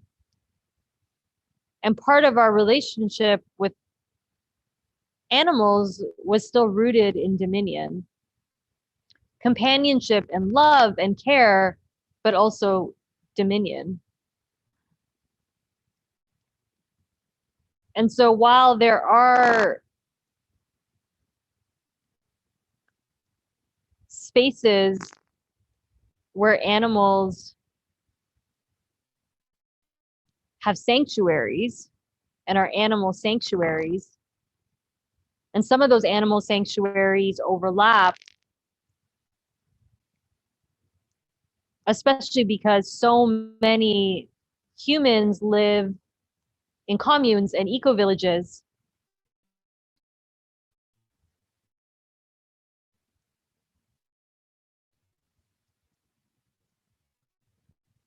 That sanctuaries are part of that living design. Understanding that if you are meant to be in a relationship with an animal, then you are in a reciprocal relationship with an animal. A big part of rewilding has been to free the land and allow it to heal, which has meant many of the factory farms. And so we are rewriting our relationship with animals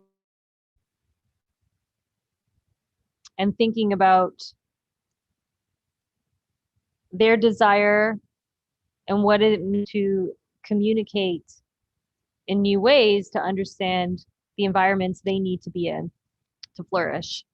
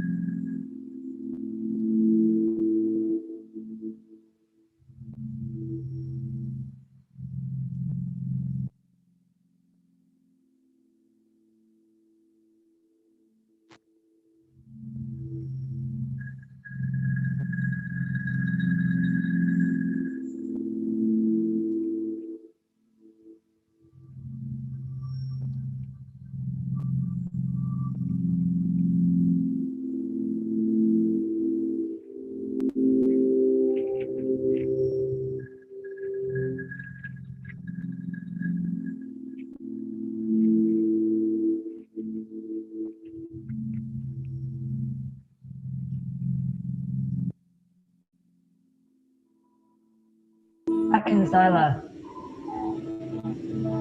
you have many people joining your nurture pod today to share in your nourishing and intentional self-care ritual. Can you share a little more about your practice?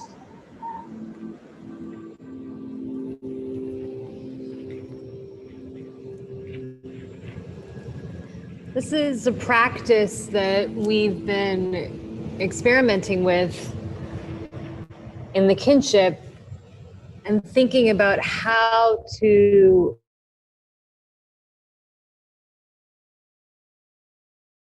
sensations in the body, but also experience intimacy.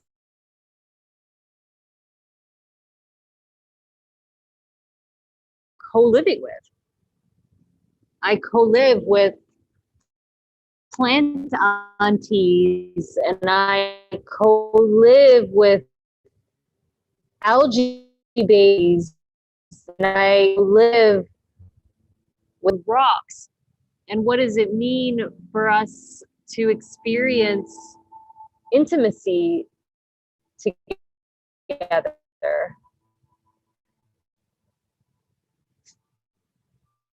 And this body wants to be stretched, touched, and pulled. It wants to remember itself. This is a practice of remembering, of reverence, and of intimacy. And when I'm rubbing on myself into the veins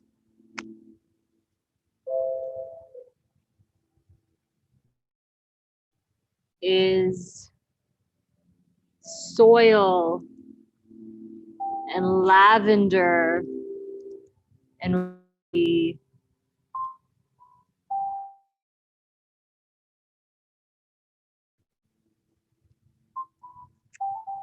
it is a constant reminder that we are not separate.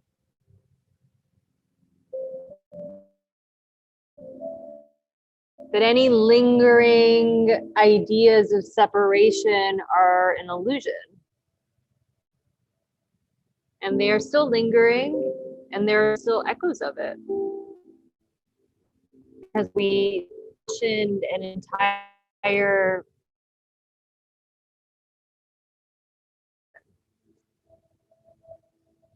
and so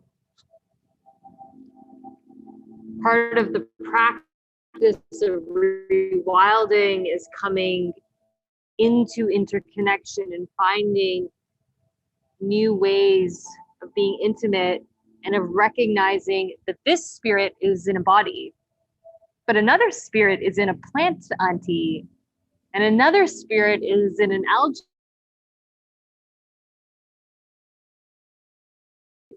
All kinds of ways.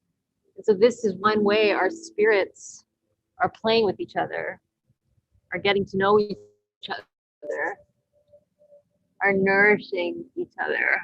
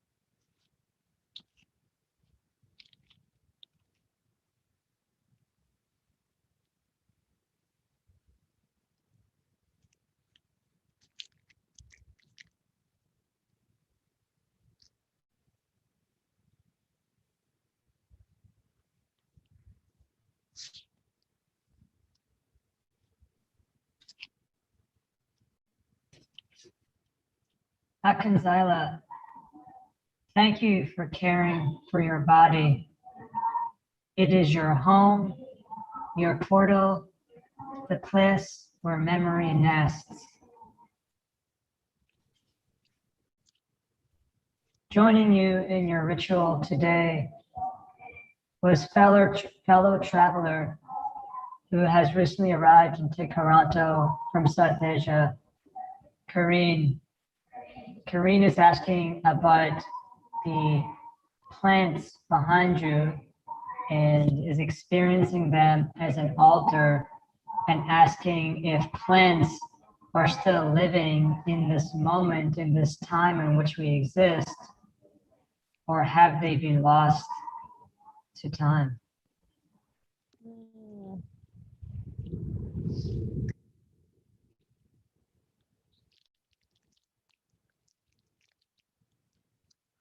Hello, traveler.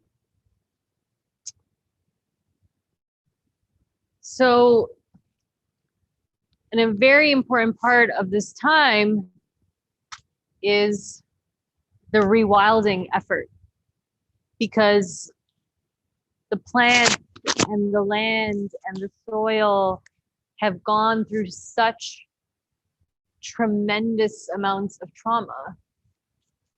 And the rewilding effort asks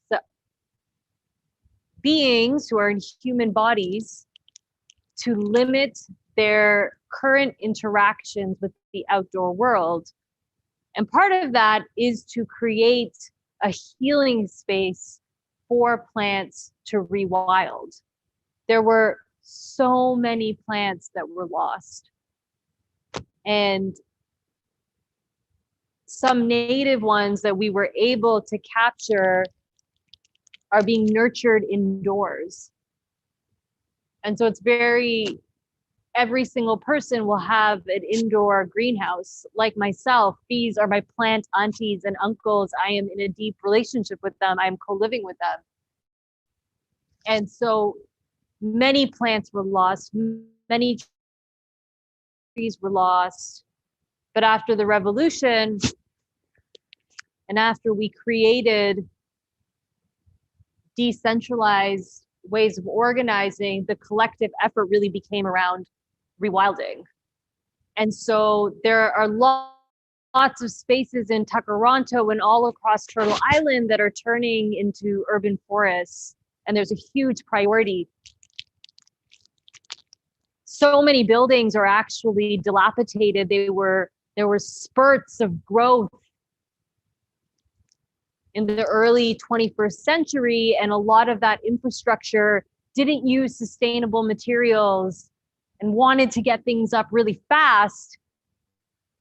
And now they are crumbling, which actually creates this opportunity to transmute them into urban forests. Our CO2 levels are exceptionally high, which means we're indoors a lot of the time in this current moment, though we are practicing the labor of trust, and trust that by taking these actions, we can come back into a new form and a new relationship with each other.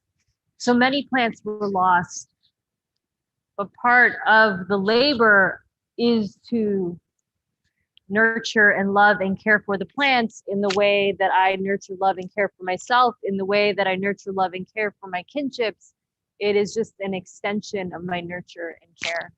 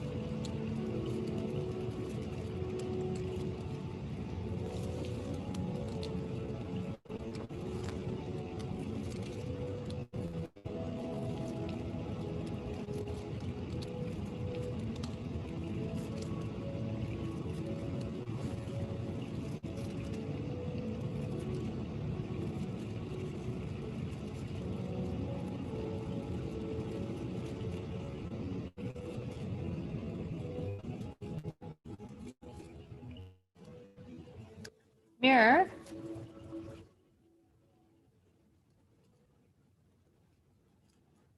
Yes, Akanzyla. How can I support the community today?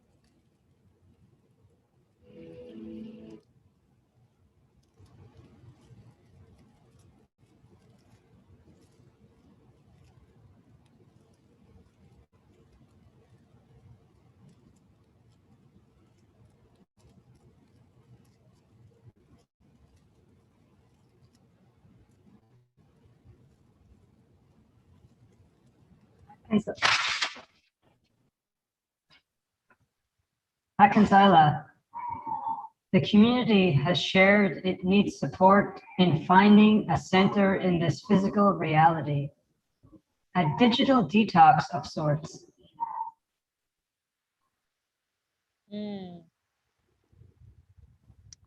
Well, I mean, one thing I can do is share some of the things that I've learned about presence. So maybe I can go live later.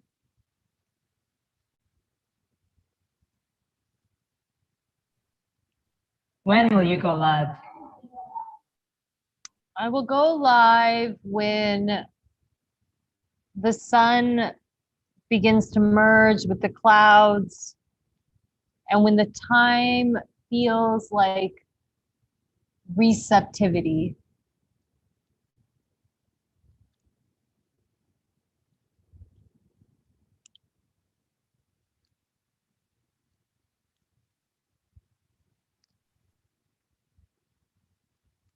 Akanzyla, I know you're far from your family, but you are always virtually close. This service has been selected for you. Patria is a new VR restaurant brought to you by Med Events to connect climate refugees to their families. Would you like to book a table for 0.22 coins? That reminds me, Mirror, where is my mother and how are her oxygen levels? Your mother is currently sleeping in her bed in the seniors commune in Rajkot. Her oxygen levels are concerning but not dire. No action is required. Please let her know that I am thinking of her. Of course, Akanzyla. What other ways can I support the community today? Akanzyla, there is a tremendous amount of grief in process with the news on CO2 levels and Lake Onondario rising. You might want to let others know that you feel it too. Otherwise, there are requests for exchanges, especially on learning to increase algae harvests, finding your place in the metaverse, and transforming your plants into functional fashion.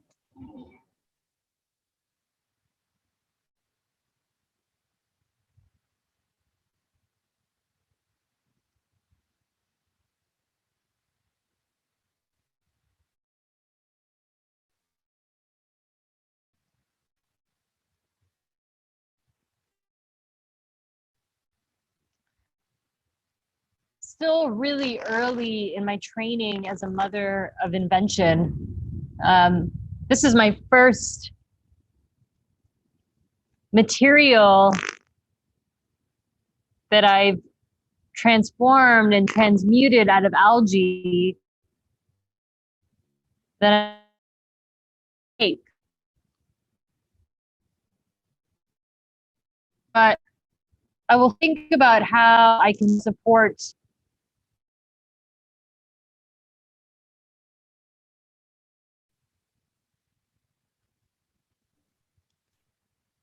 I will convey this message.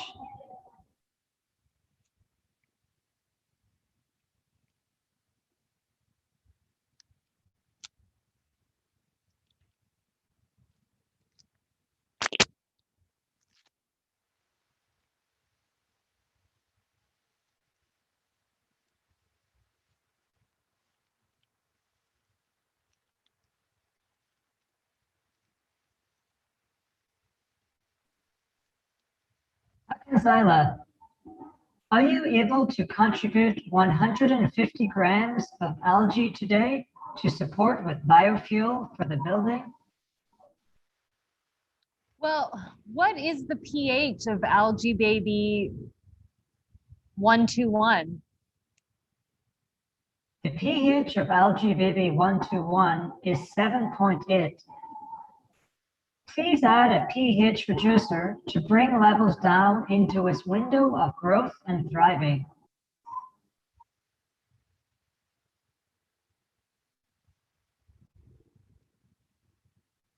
And what is algae baby 233 ready for harvest?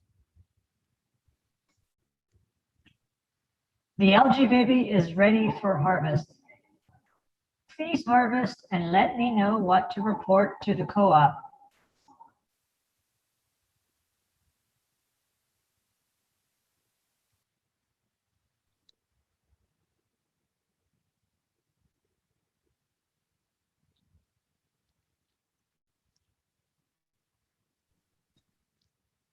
Akanzyla, you have received a care message from Kinships.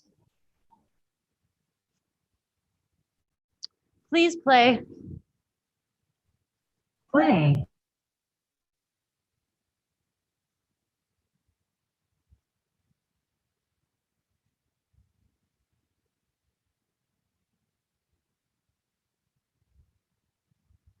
Akanzyla.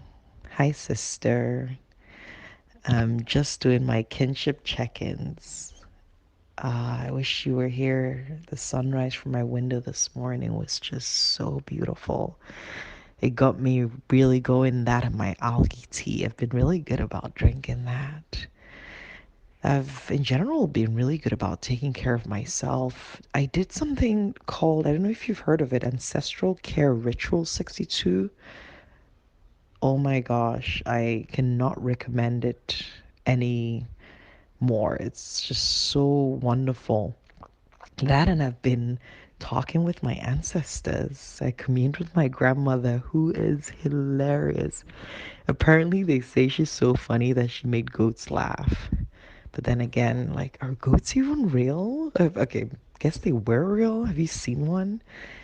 I don't know if they still are alive. I'll have to ask Mira.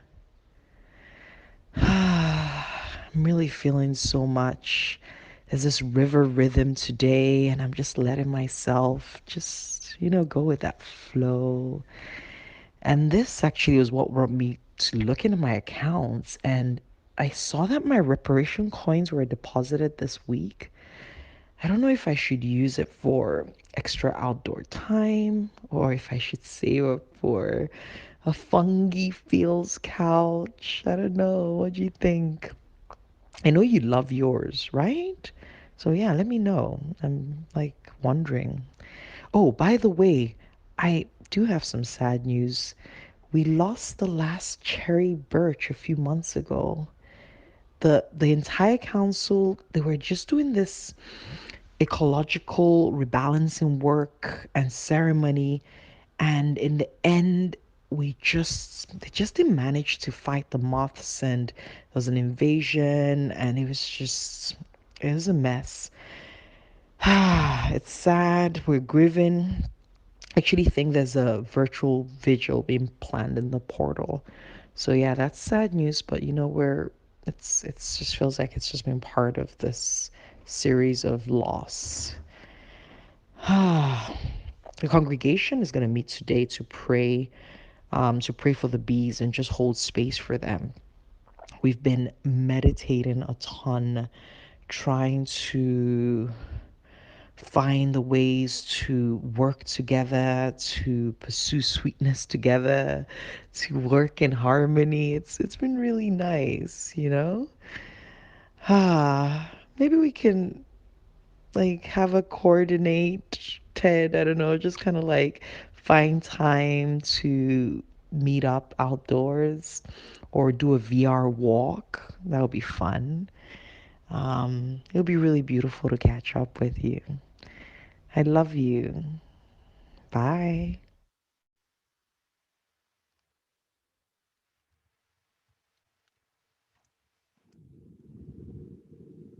Thank you, Mirror. Send Chidiogo a care message and let them know I highly recommend Fungi Fields. And it's just been such a healing companion in my home. And I really, will really. communicate. Oh, I'm sorry, Akanzyla. That's okay. I will communicate the message to Chidiogo.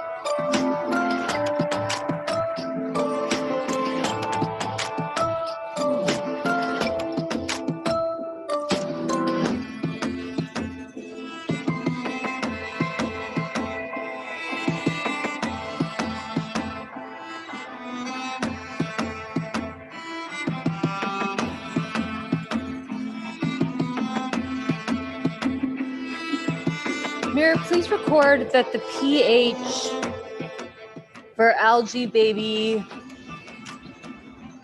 101 is healthy. Recorded.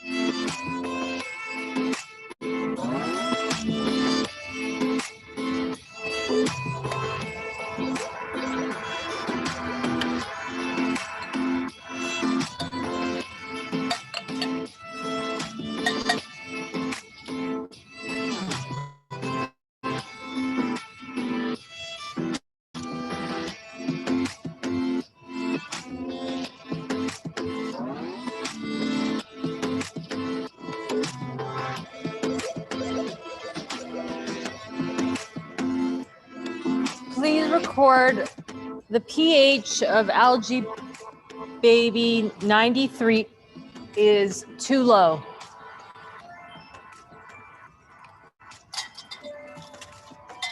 Recorded, too low.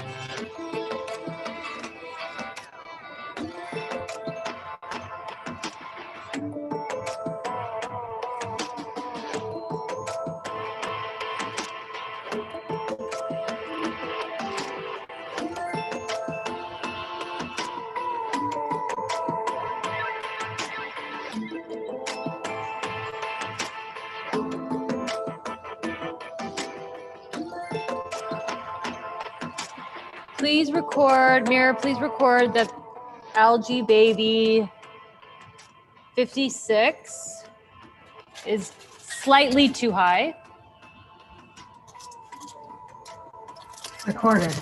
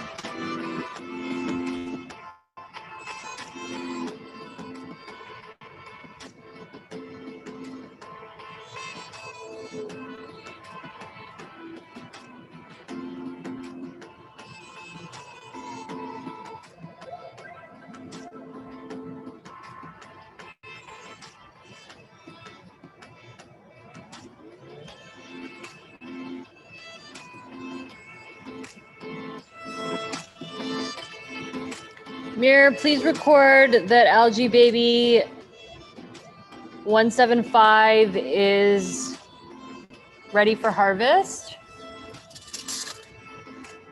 Recorded as ready for harvest.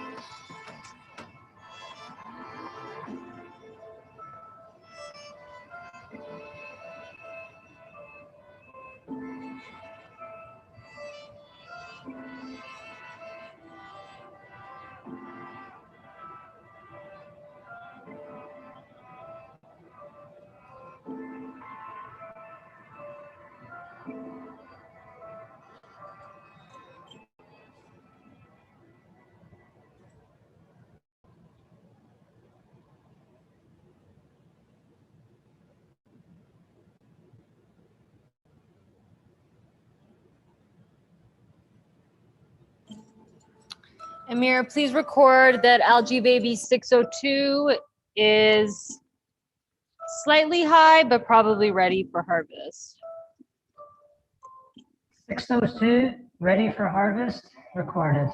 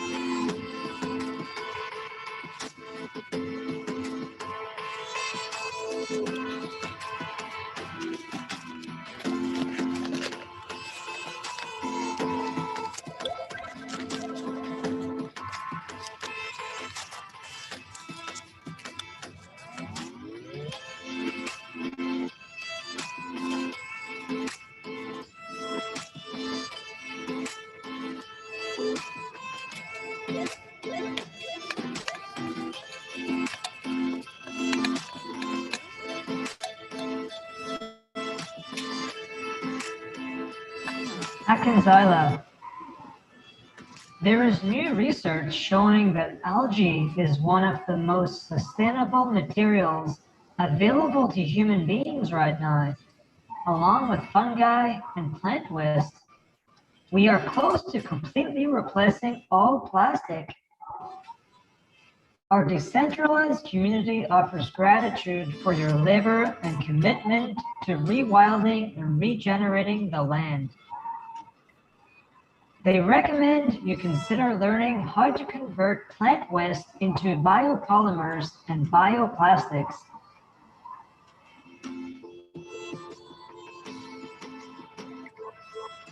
I mean, I'm very interested in continuing to nurture becoming a mother of invention and a creative biologist, and finding ways to work with these living beings and transmute them. And so they can have the experience of mutation, and we can have the experience of them in a new shape and form.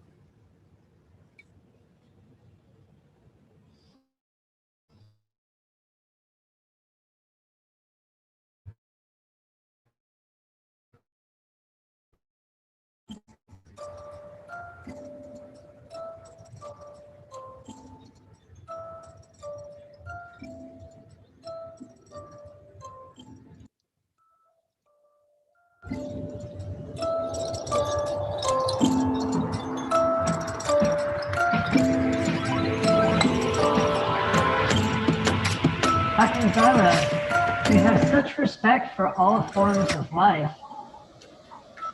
Kenya asks, what are the cultural values and governance methods that are necessary to create a healthy eco-village where all beings are respected and no one is abused?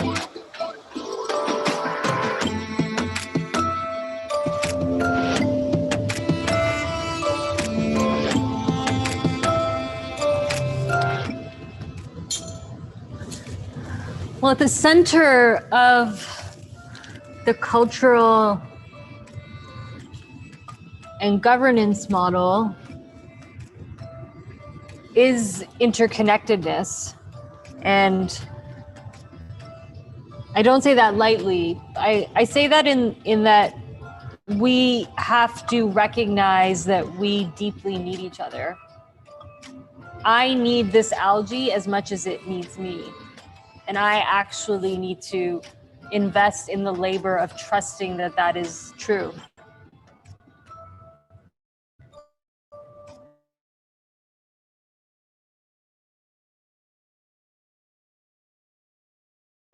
Then the web falls apart if we don't recognize that all living beings have a role. And we may not always know its role. It takes time to nurture a relationship with any living being to get a sense of what its role may be in the ecosystem. and in an eco-village. But if you begin with the premise that everything here is meant to be here, even if it doesn't feel good, there's a reason and a purpose for it. It creates a culture of curiosity.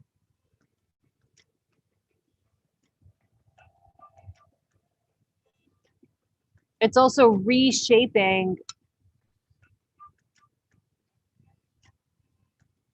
labor from an expression of time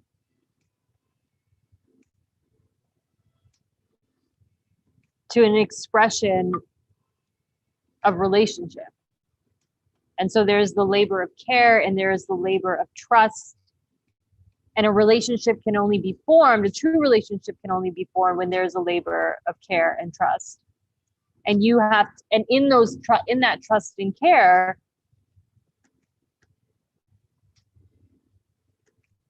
you have to believe that each of you are doing your part. Otherwise, there would be no relationship.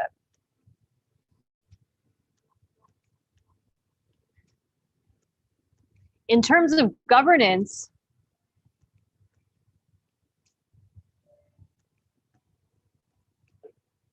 governance really centered in the principle of change and transmutation, which is the law of all beings, that we change and we transmute and we seek safety and we seek freedom and we want solitude and we want crowds and we exist in these dualities, which means that we need to create structures for moments of in time.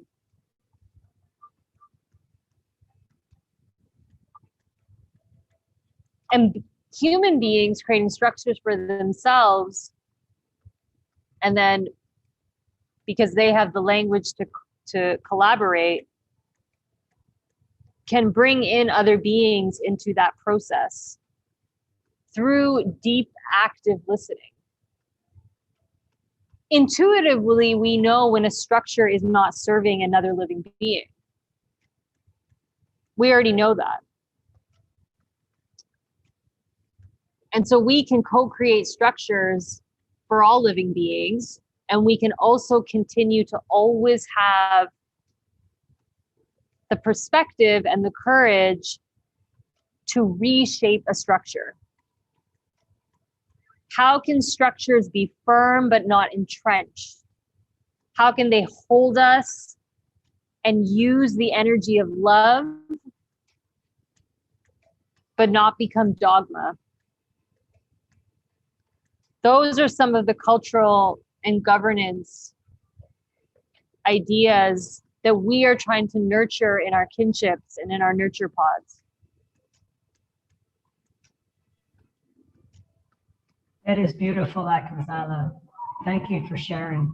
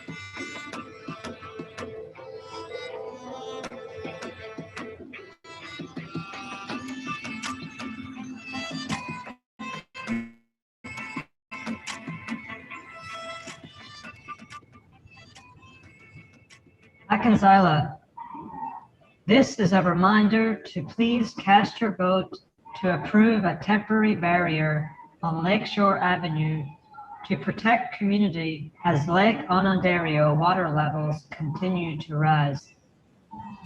Our ecological translators are working diligently to continue to recalibrate the Great Mother with your ongoing participation.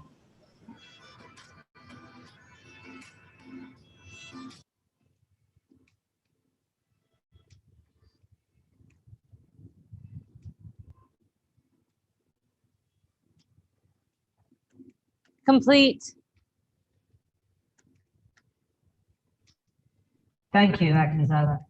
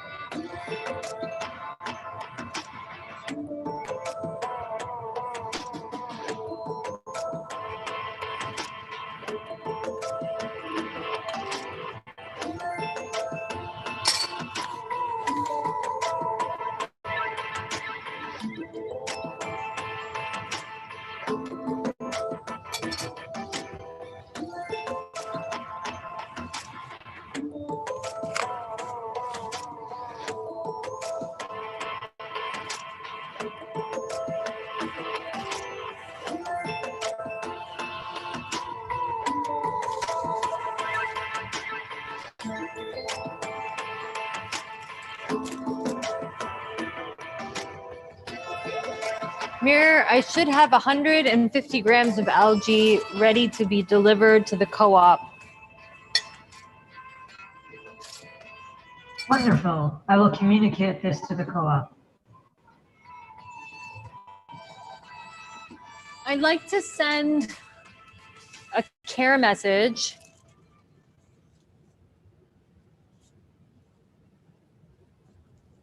Who would you like to send the message to?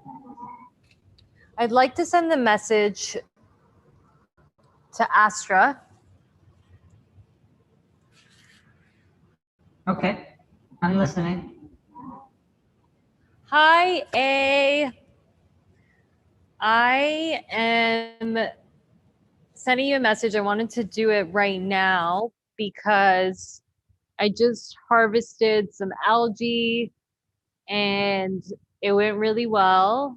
And I just want to thank you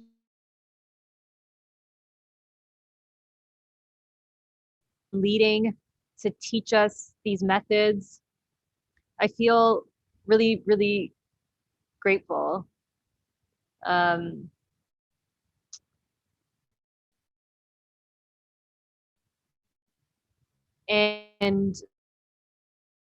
such a beautiful way of teaching. And I hope what I can learn from you next is how to continue to transmute algae into new materials. So let me know if you're doing anything in the metaverse anytime soon, because I definitely would like to participate.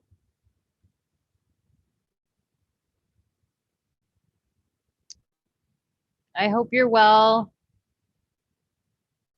and flowing through this river rhythm that we're in. And I hope we can connect soon.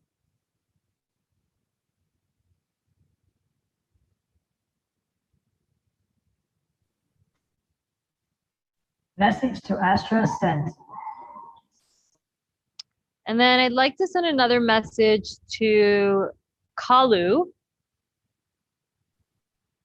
I'm listening.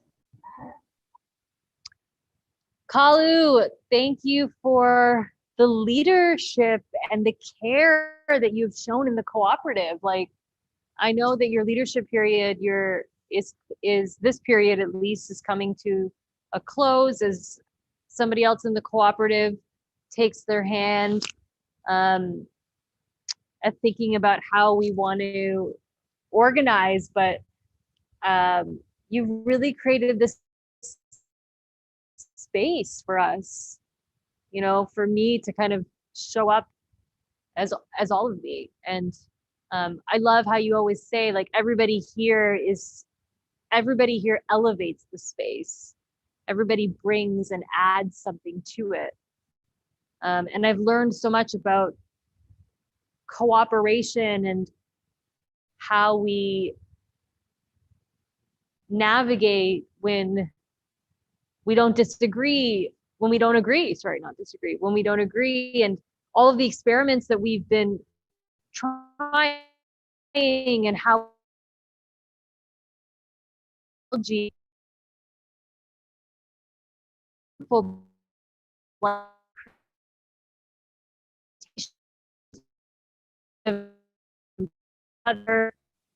and seeing how we are symbiotic to these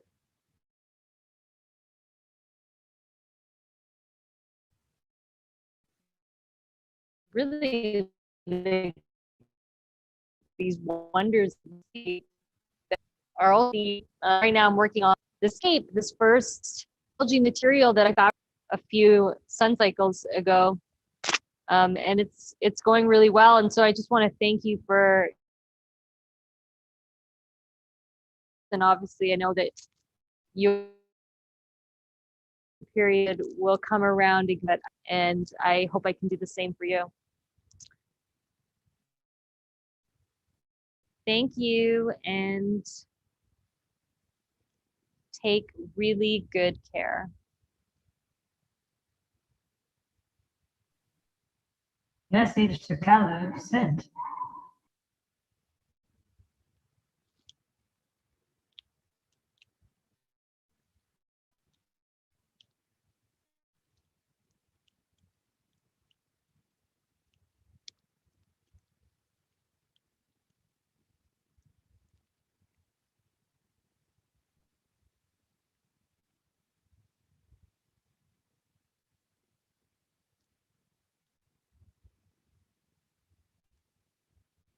I think I would like to take a virtual walk. Mirror.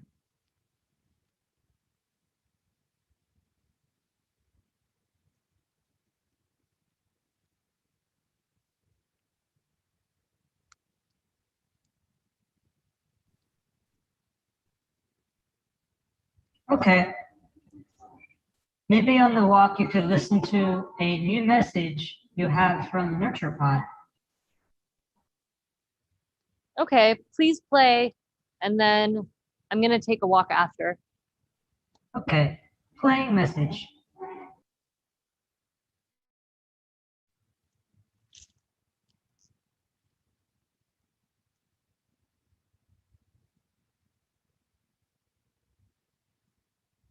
Hey girl, how's your birthing cycle going for you?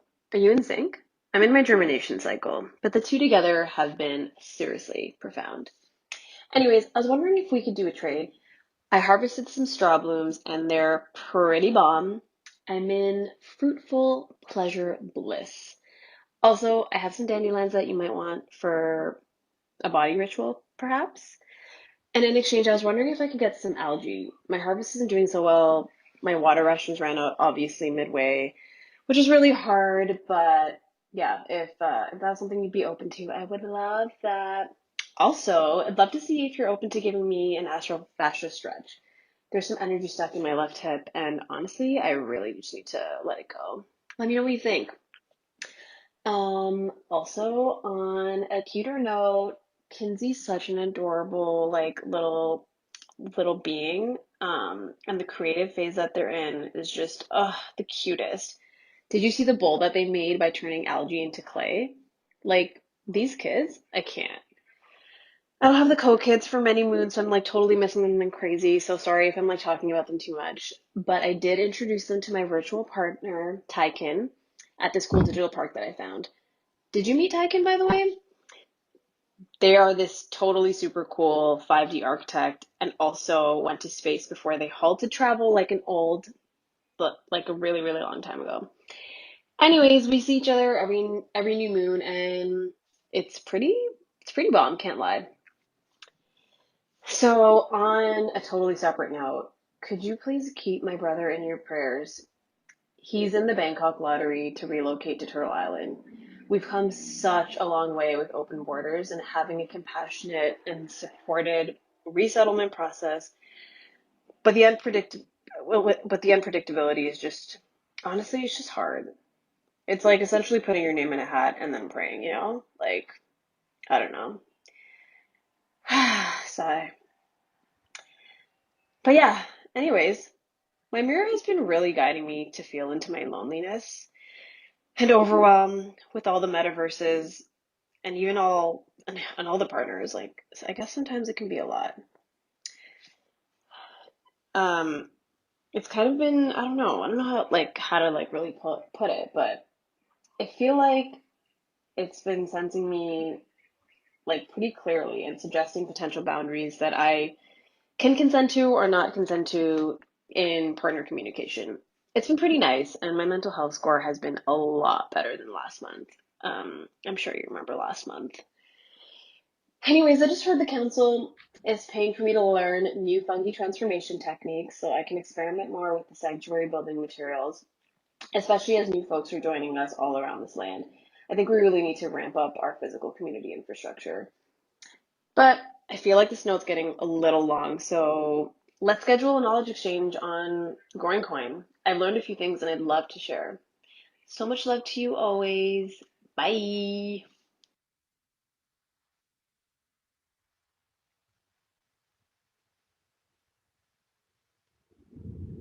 Thanks, Mirror.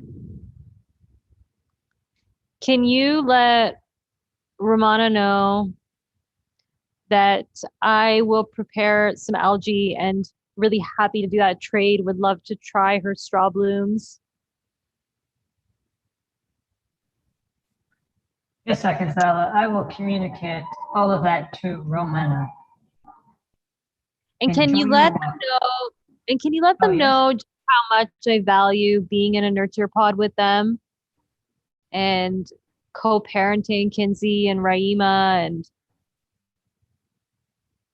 just learning how to steward these really magical children and spirits. Of course, Akanzyla. I will communicate all of that to Romana. And one last thing, also let them know how proud I am about their mental health score and just overall like their work with their well-being. Yes, I do agree with how you see things. I will tell this to Romana.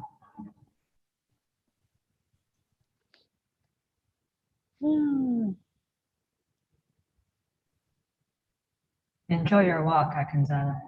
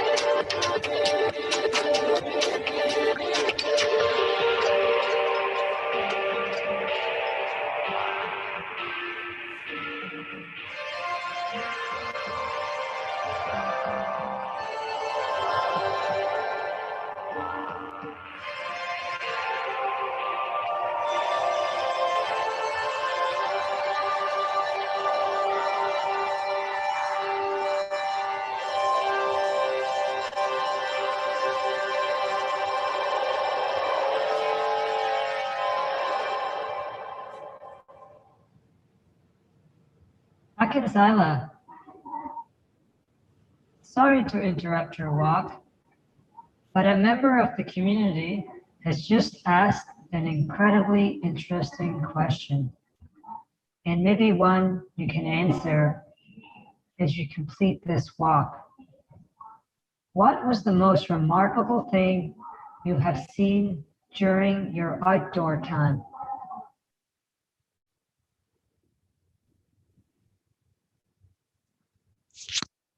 Well, this is a virtual walk. So unfortunately, I'm not having outdoor time right now.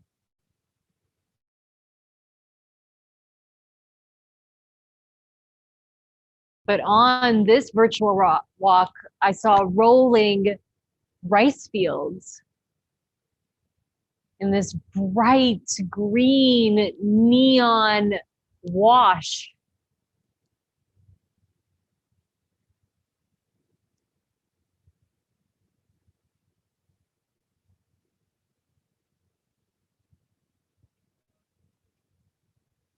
And it just reminded me how lush the land is.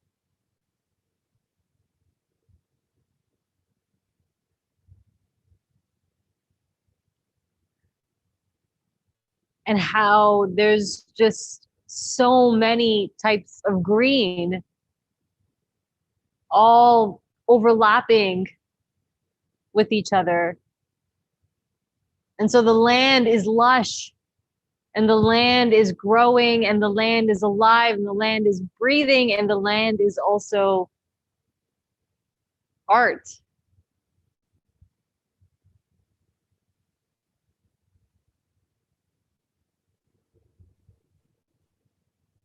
And it Do you just, remember the last time you were outdoors? well, I'm allocated outdoor time depending on the climate and how I am contributing and participating in my kinship structures and my cooperative. And so the last time I was outdoors in Takaranto was about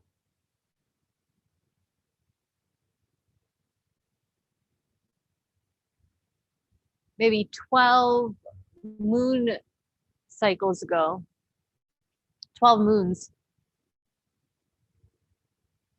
And I spent some time in a sanctuary garden. These areas in Takaranto that have become protected as part of the rewilding process.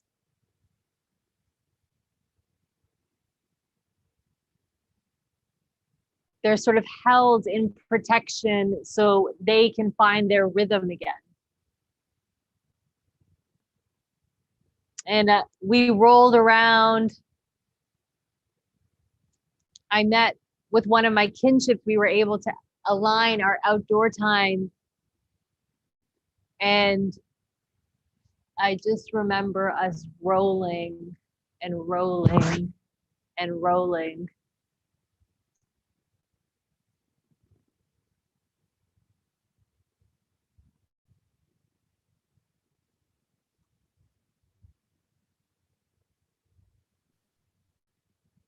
But there are leaves in this virtual walk. There are leaves here that are bigger than me. They're towering over me.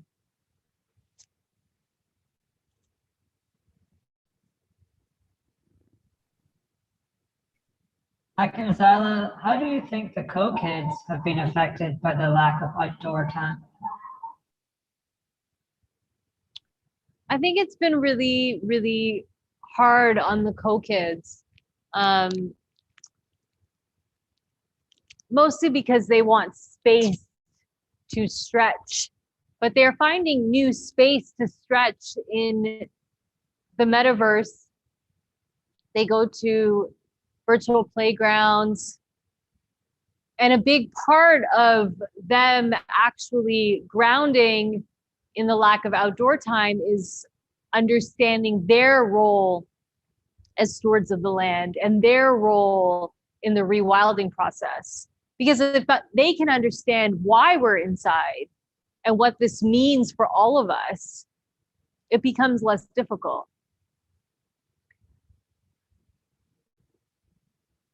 And so we've, as a nurture pod, one of the ways that we have had this conversation with our co-kids is to share with them what a contribution it is to sometimes stay out inside and give living beings some space to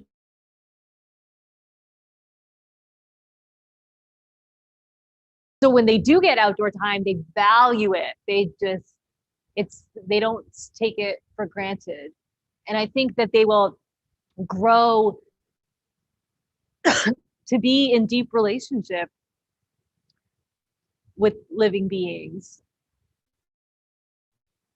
and see themselves as a living being, see themselves as one of the species.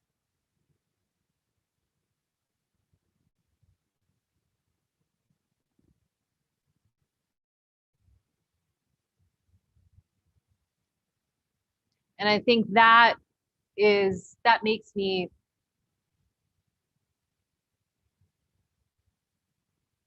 that sort of calms any anxiety I might have.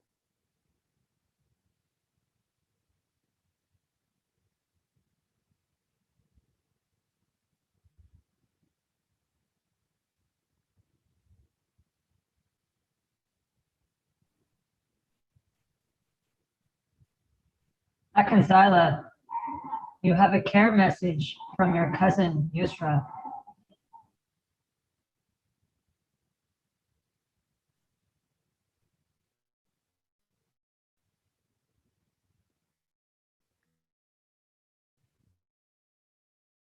Please defer until I'm present.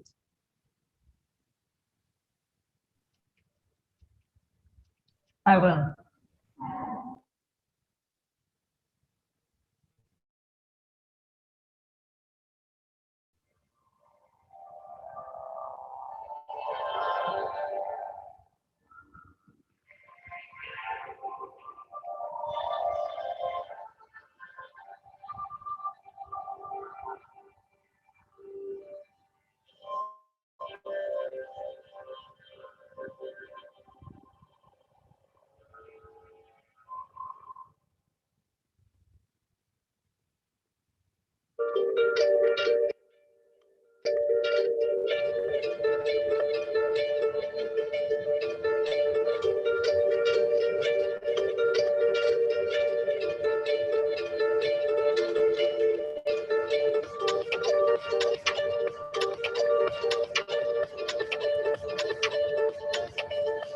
Okay, I've completed my walk. Would you like to play the care message? Yes, Akanzyla, playing message from cousin Yusra.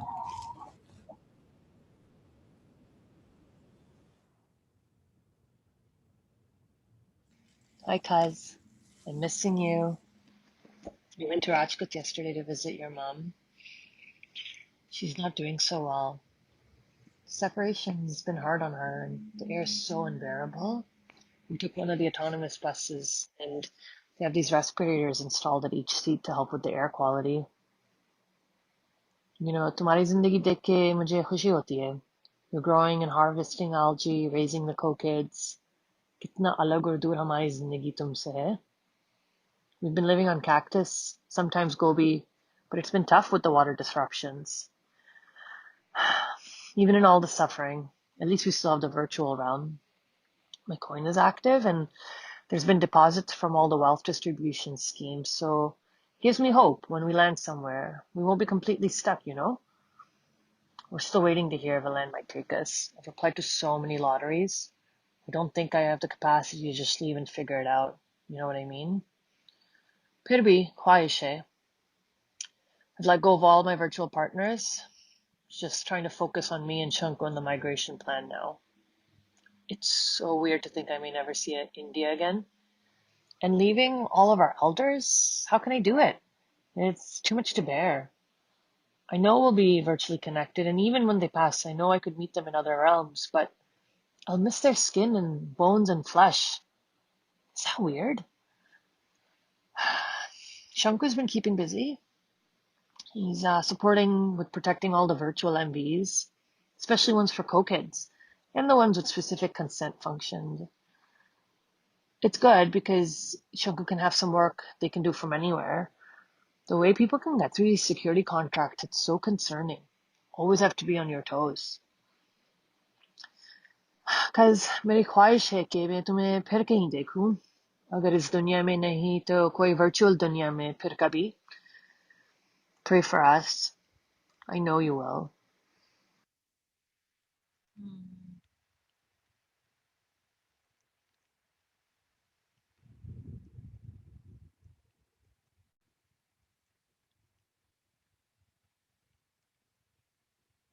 Thank you, Mirror.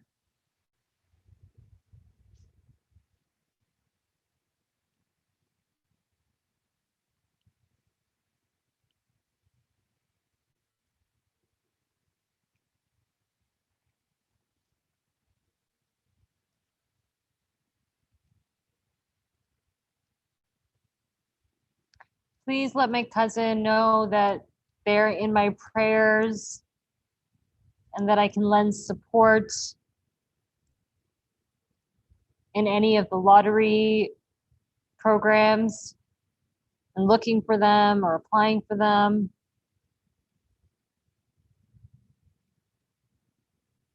And that I'm so grateful that they went to visit Mom.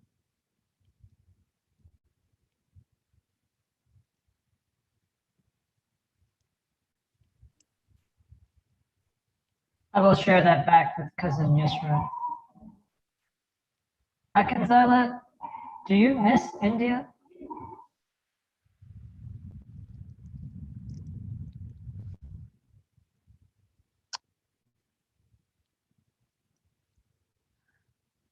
You know, my family is now all over the world.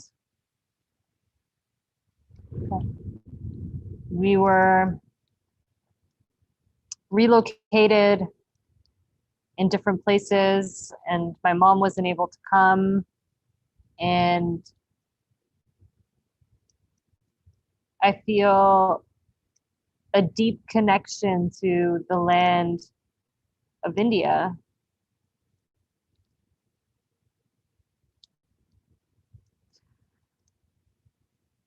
But I do trust in the continuum of our existence. And I trust that I was brought here and that I'm able to bring something here.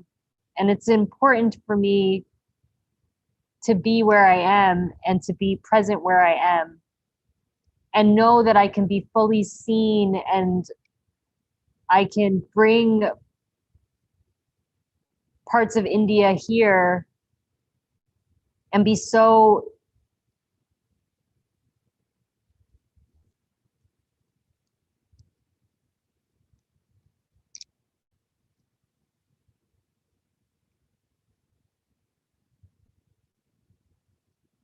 and so even though I'm not in India, I hold the spirit of India with me. And I know that change and movement have always been part of our history.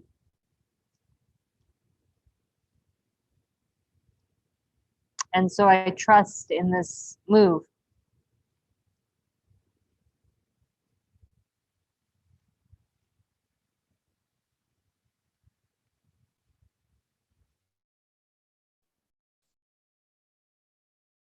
And what is it like spending time with your mother in the virtual world?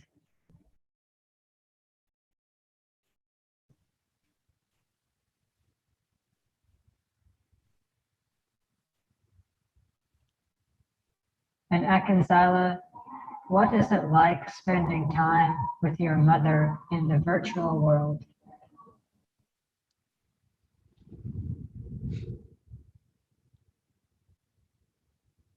I can still feel her heart in the virtual world, and that's really important. Her giggle is the same. The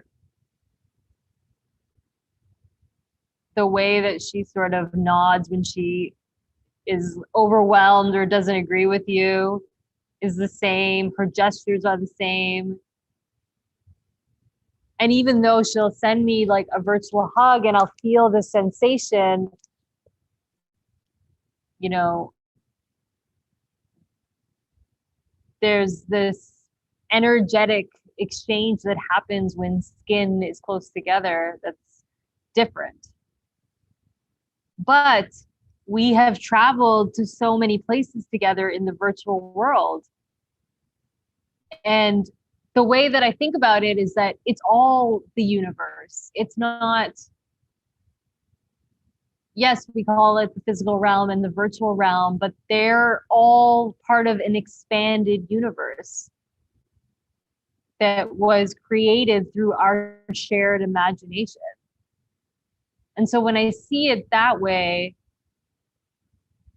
when I see all of it an expression that is also living and breathing in its own way, I focus on the ways that it connects us and doesn't separate us. And there's this idea that you're supposed to, be physically close to your kin all your life. And maybe in this moment, in this period of rewilding and coming back into relationship with the living world, we have a different rhythm and we are living different stories. And so I feel so connected to my mother in the way that I feel connected to my ancestors. And I know that we can access each other wherever we are.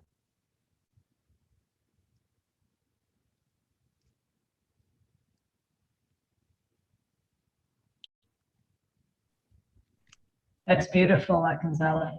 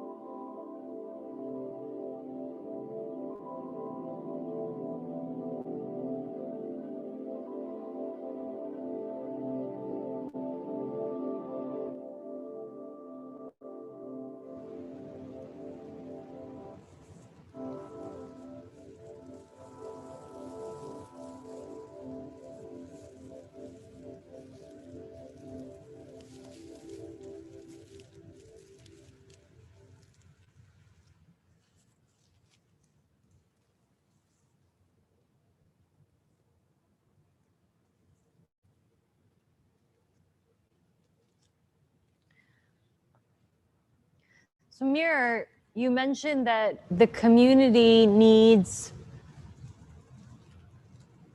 to understand about presence and a digital detox. Yes, Akanzyla.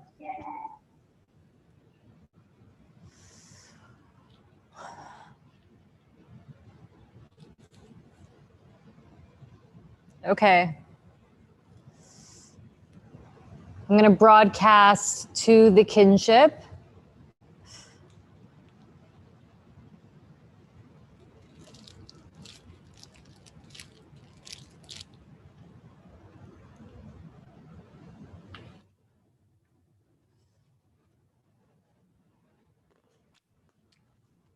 Before you broadcast, I have a public service announcement.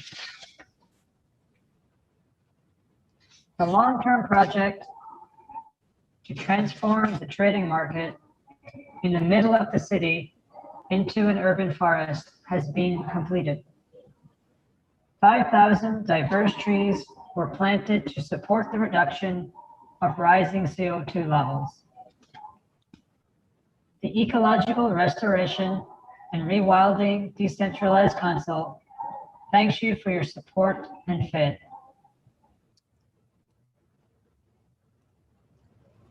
That's such great news, Mir.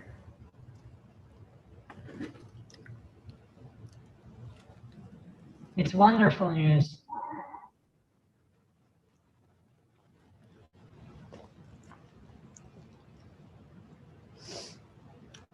I think that the metaverse can be a very overwhelming place. And you couple that with having limited outdoor time, and maybe it can feel like, what is real? But what's really helped and supported me through this rewilding process is participating in our community structures, being part of a kinship where we are so rooted in sharing care messages and checking in with each other and trying to understand each other's needs and rooting for them when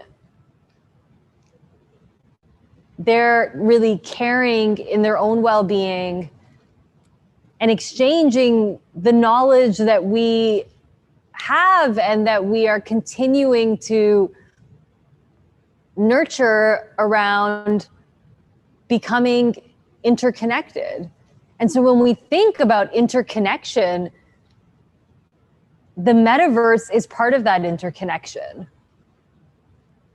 We get to interconnect with ourselves, with other human beings, with living beings, and then with all of these beings that have been imagined in the metaverse.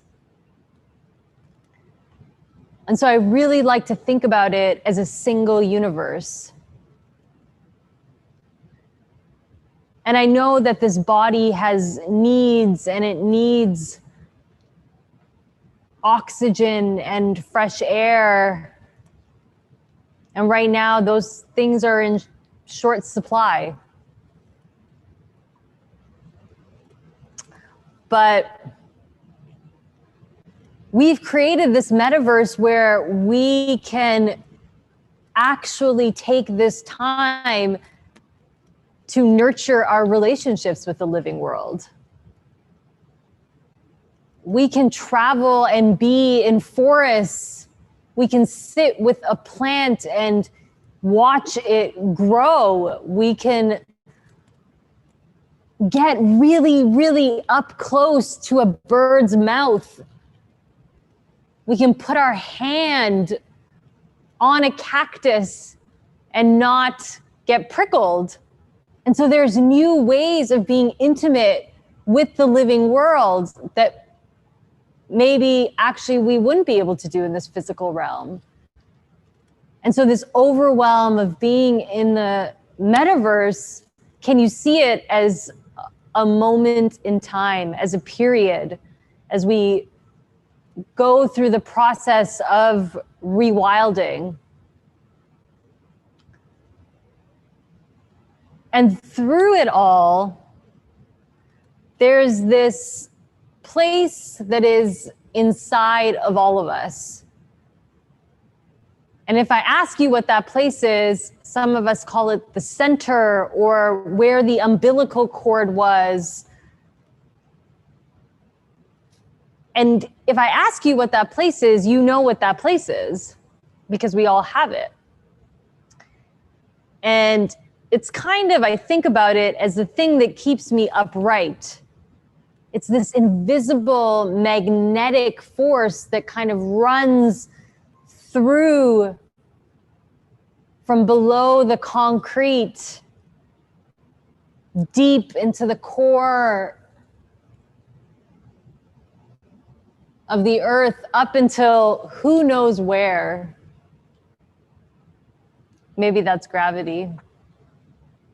But that invisible force, it is accessible and available to you, whether you're on the grass outside and rolling, or you're in the metaverse and rolling. And your imagination, the imagination that actually created the metaverse, and the imagination that created this moment in time, and the imagination that led us to the revolution, and the imagination that is sparking all these new ways of existing and coexisting.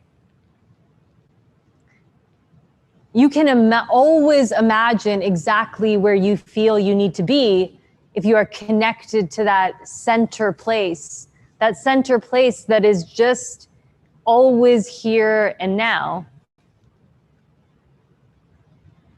And so when I think about just the digital realms and getting lost in them, I come back to that center place.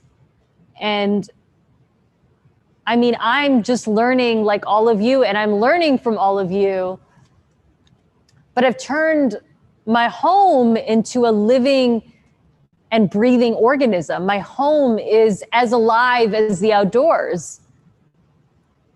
I think you can see all my plant aunties here. You can see my algae.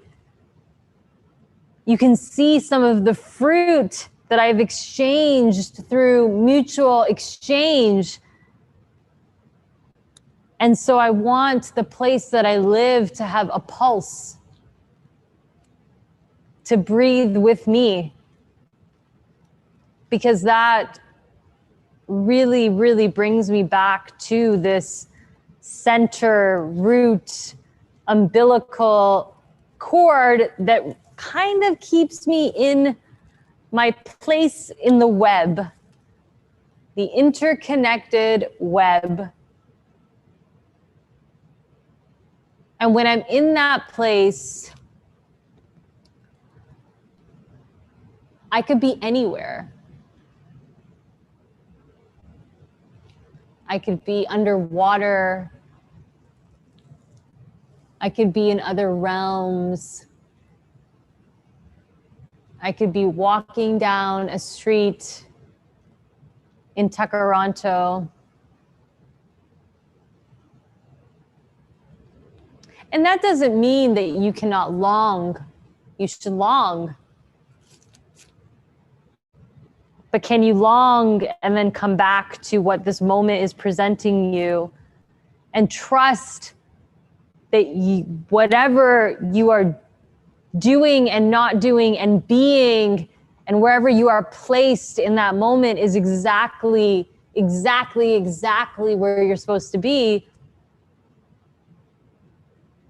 in this infinite continuum of existence, in this interconnected web.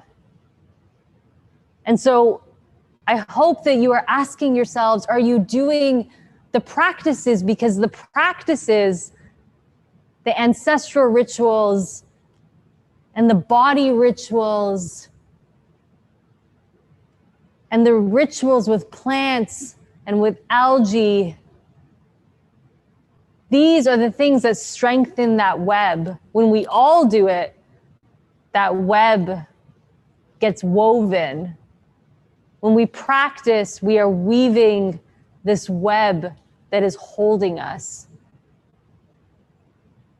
And I think it makes us feel really held. It makes us feel really held when the world is like this. But the world will always be like this. And we will always be like this. And like this, and like this, and like this, and like this. And so we were gifted this place in the center. We were gifted this umbilical cord that holds us in and keeps us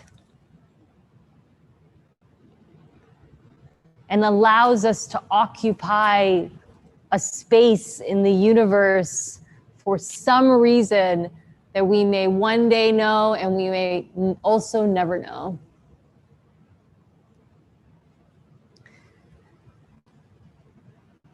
And, you know, I was completely dislocated. I left the place that I'd always known to come to Takaranto. And so this was even more this. I entered into a lottery and I arrived here, and it's been a beautiful and compassionate settlement process. And I'm learning to be a better steward of the land. And I'm learning to deepen what it means to be a single species in a network of species.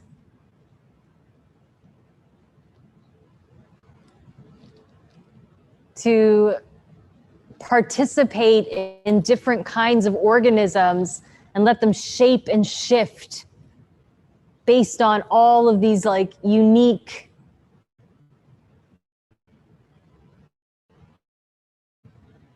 beings and spirits that come together and say, let's play for a little while. What can we create together? Let's play. And so I'm learning with you to find and hold that center place. And so I live with the labor of trust, and I live with the labor of care, and I live with the labor of practice, and I live with the labor of transmutation, because these are the practices that help me find that center place. I would love to learn from all of you as we exchange knowledge and we just collectively figure out what it means to be a being in a human body in this moment, in the infinite continuum of existence.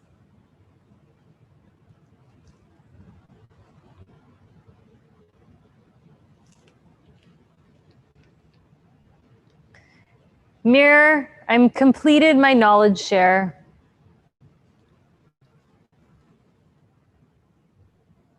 Akanzyla, your knowledge share was incredibly powerful. I can sense the reverberations in the community. You know, this transfer from the physical to virtual has been hard and can be hard. And your body remembers and continues to grieve this transition. But I think similarly to what you have shared with the community, it is not better or worse. It just is.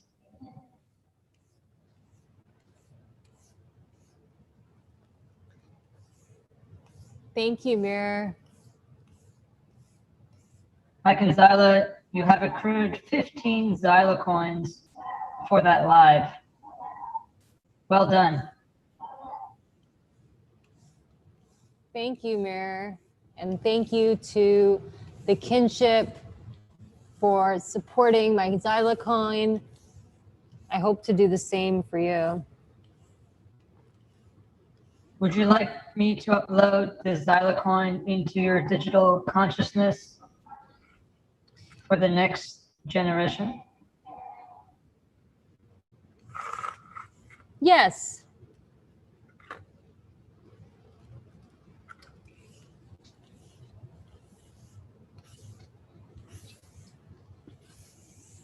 Akanzyla, good news. A new batch of feeling fungi is ready.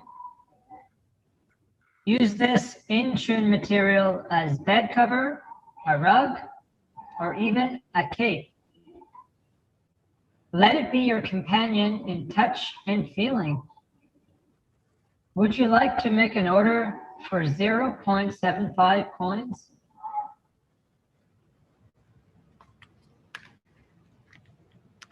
And Fungi Feels has been such a healing material for me.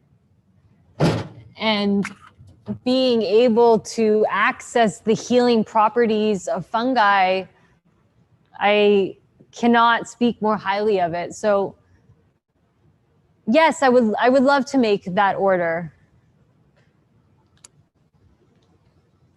I will go ahead and make this order.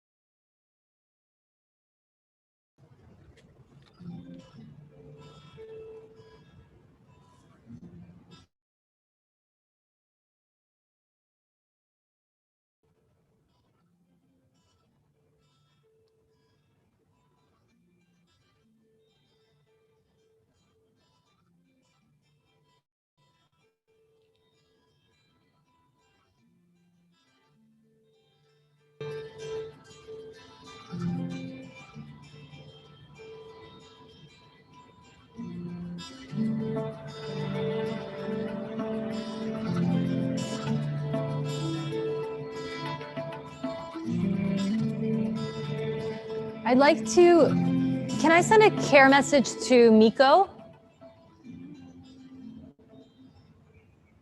Yes, Akanzyla, I'm listening. I wanted to tell Miko that I saw their well-being data pop up on my kinship feed, and I'm so proud of them for like completely rebalancing their vitals. And I know that a lot of mothers of invention really offered them how they can use plants and herbs to create sort of this concoction to bring them back into balance. And I just want to say I'm so happy that they must have done wonders for you, because your well-being data looks so beautiful. It's essentially art. And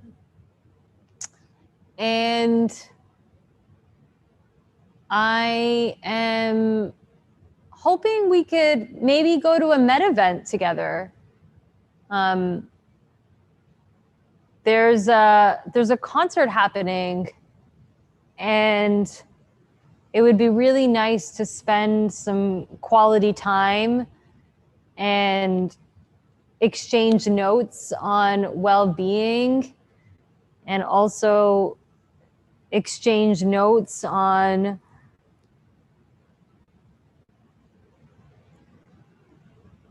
what it's like when you have a rest period from NurturePod.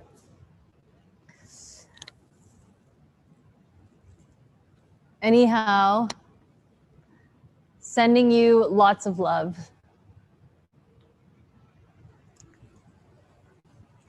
Message sent.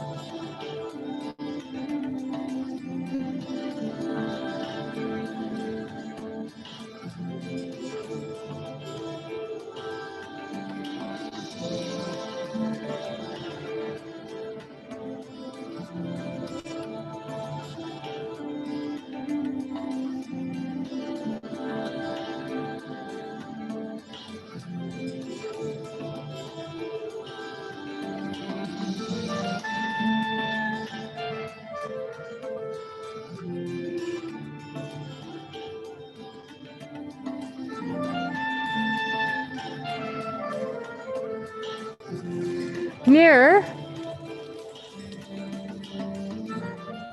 Yes, Akanzyla. are you able to align outdoor time with Cypher and I?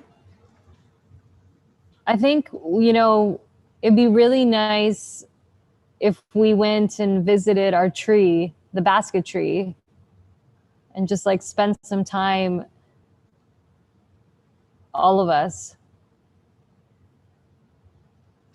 Yes, I will consult yours and Cypher's schedules, and I will book some outdoor time for you both. Thank you, Mirror.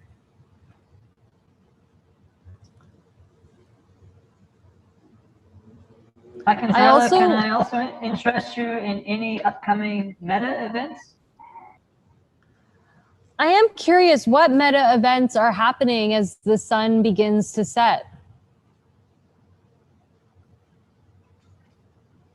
There are a few options, but the one I think you will enjoy the most is an immersive journey inside a tarot card. That's right, an immersive journey inside a tarot card. A card is pulled to attune to the collective energy in the virtual womb, and you all enter into the realm that is chosen.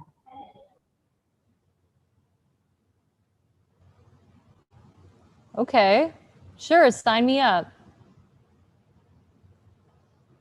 Sign up complete.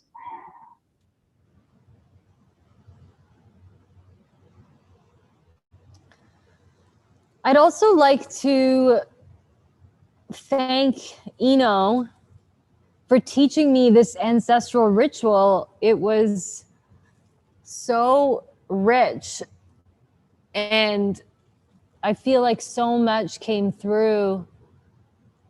And could you consult their needs and allocate one Zyla coin towards bringing them some joy?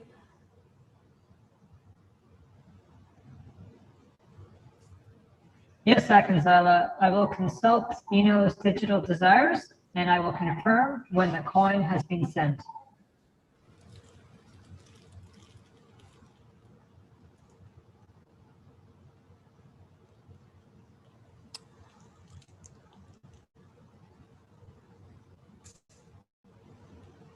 And can you send Nurture Pod a message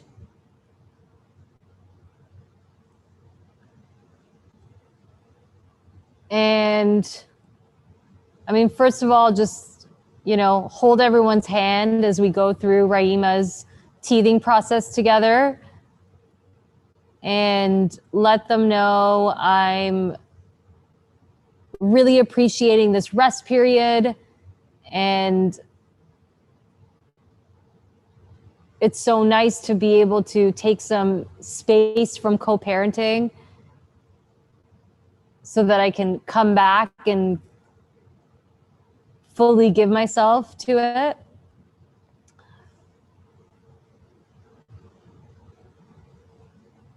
And that there's been a bunch of requests from people in our kinship to meet up in a virtual playground so our nurture pods can spend some space together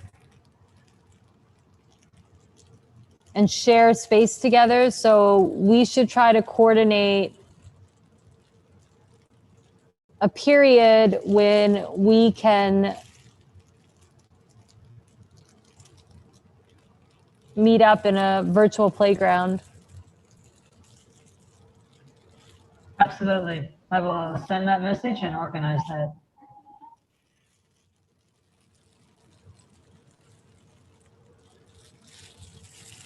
Akanzyla, you have a care message from kinships.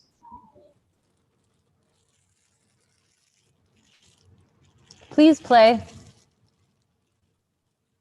Playing.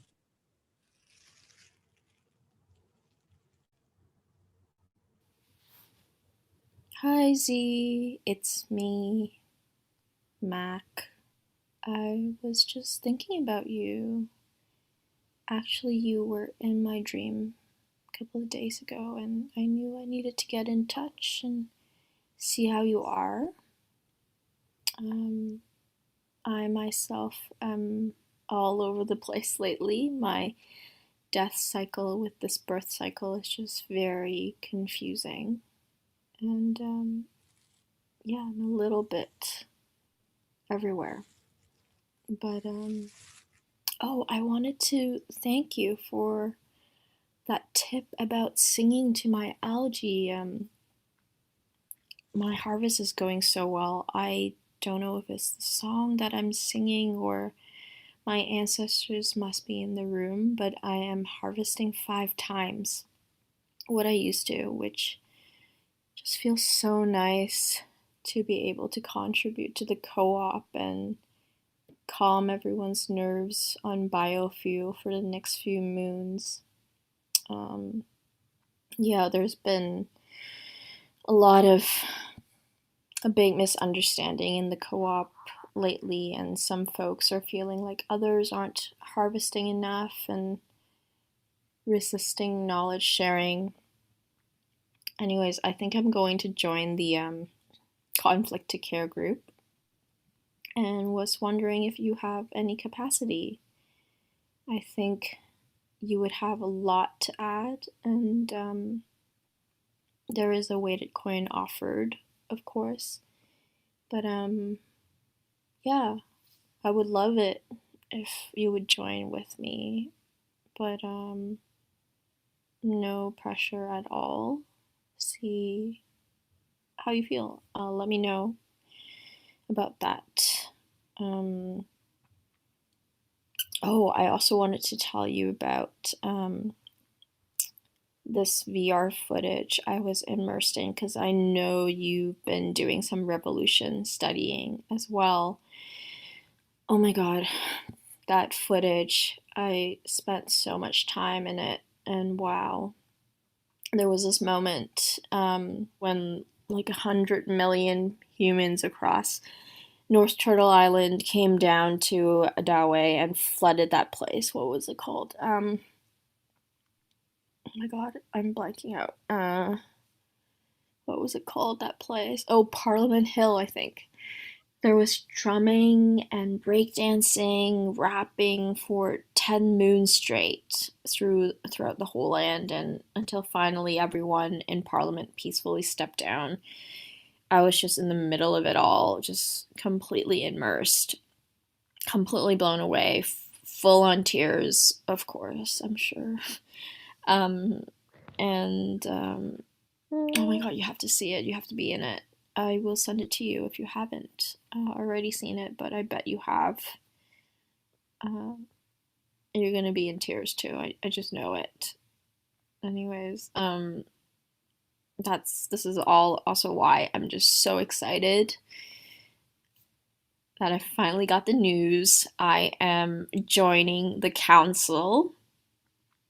I'm going to support climate refugees in their journey of land stewardship and, get them set up with their coin and find ways that they can live their truth virtually and physically on this land. I'm so excited.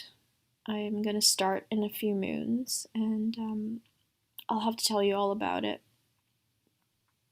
Anyways, this message is getting a bit long now, but we should get together soon. I had some glorious outdoor time with a few kinships the other day, and we went to the Humber, and the river joined us on our picnic, and we hung out with a few blue jays, and we were able to take some fortification for the soil as suggested by the council, and I would love to spend some time with you in person soon.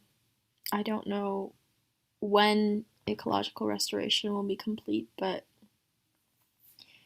I definitely feel a little hum of balance. And anyways, it's been nice just talking to you. Feeling a little less all over the place.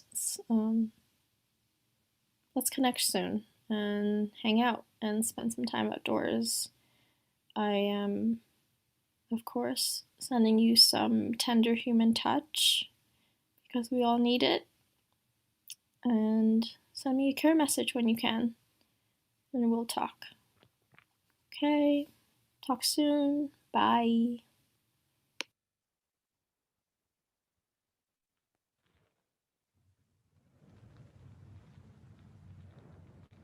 Thanks, Mirror. Can you let Mac know that I have been on a conflict to care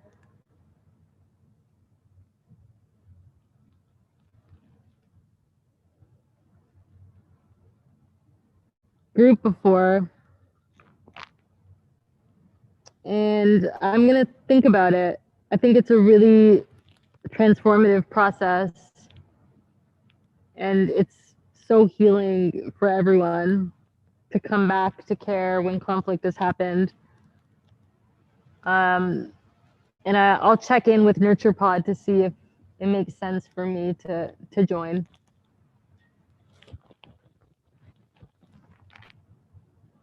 Okay, Akanzyla, I have all that.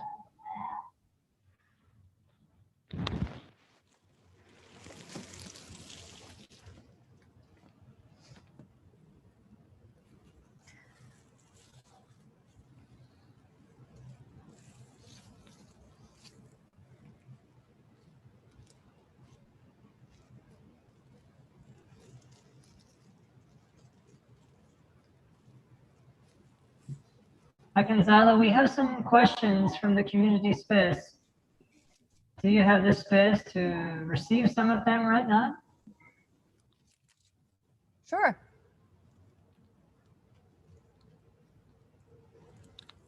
Okay.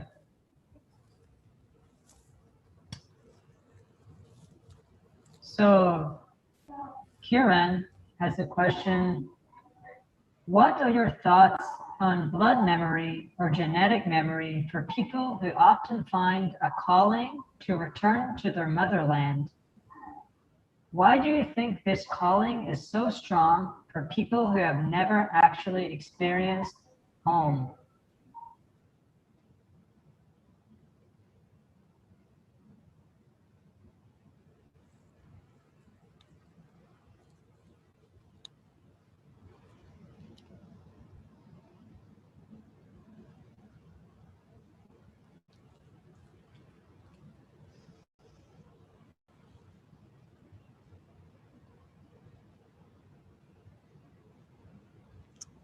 Because I think that we would be foolish to not see that we are of the land, that our bodies are mirrors of the land that we originate from.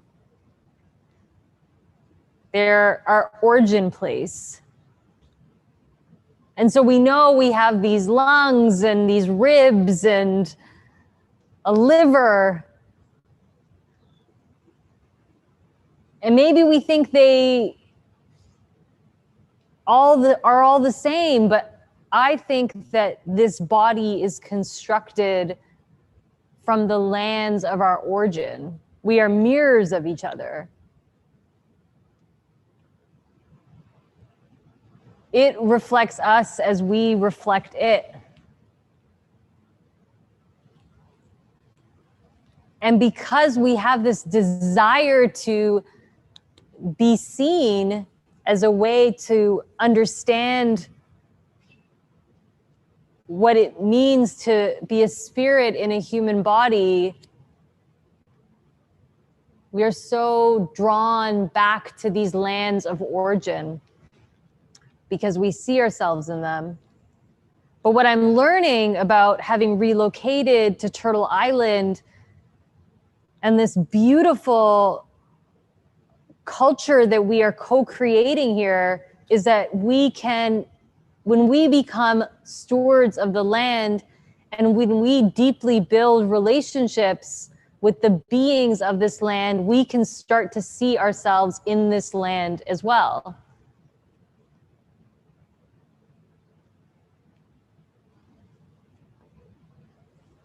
it can also become a mirror. And in that mirror, we can see a reflection of love. And so I think that longing is real, and I have that longing, but I know that my practice around interconnectedness and around learning to love algae babies and plant aunties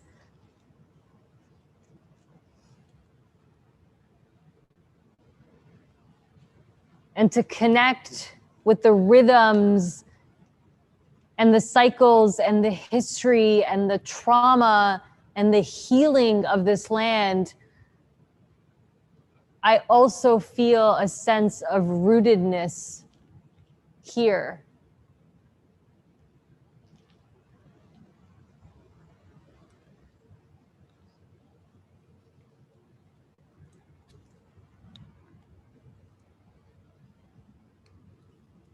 Thank you for sharing, Akanzyla.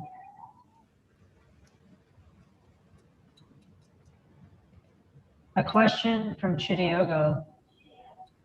Given the sharing, living in communes in eco-villages, what are the practices around partnerships, sexuality, and freedom? There are so many kinds of relationships. It's boundless. We've moved beyond the single story. The interconnected web just allows for so many versions to exist. At the base of it, we want a relationship. The way that relationship unfolds has infinite possibility.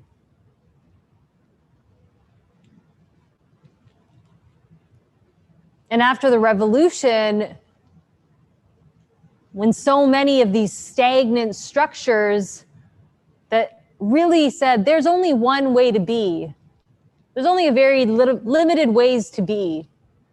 And if you want to be something else, then you're different. Those conceptions dissolved. There's now conceptions to be and to explore, but how can you do that with care? Because we still have human hearts and we still have the capacity to harm, and that hasn't changed.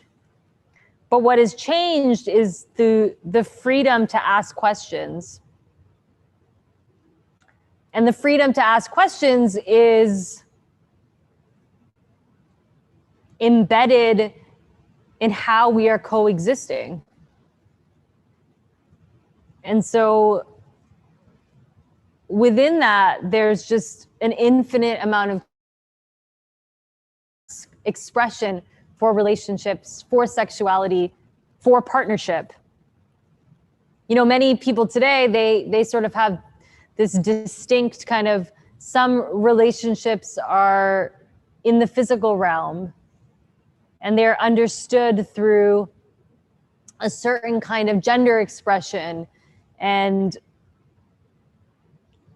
a physical touch. But some people have partnerships in the virtual realm where people take on completely different avatars and personas and express very different parts of themselves, and they are in a relationship through that part of themselves. And where the care piece comes is to think about, how do those relationships coexist? How can we understand everyone's needs and then shape a space and a structure to meet those needs?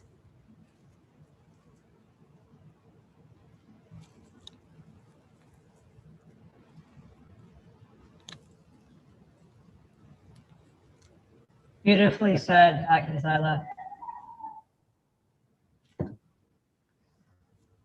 Nathan is wondering if we have any updates on the mission to colonize or indeed inhabit the planet Mars. Has interplanetary travel, have there been any developments with interplanetary travel as we seek solutions for the extreme effects of climate change and its effects on migration? Interplanetary travel did become accessible to a few.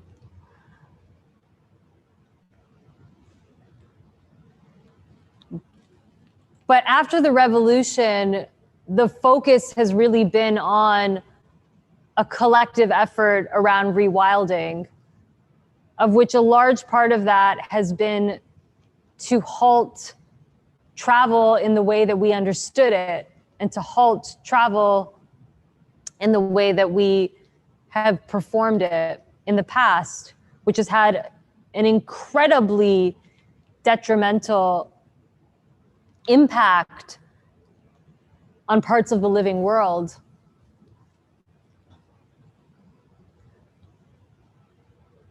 And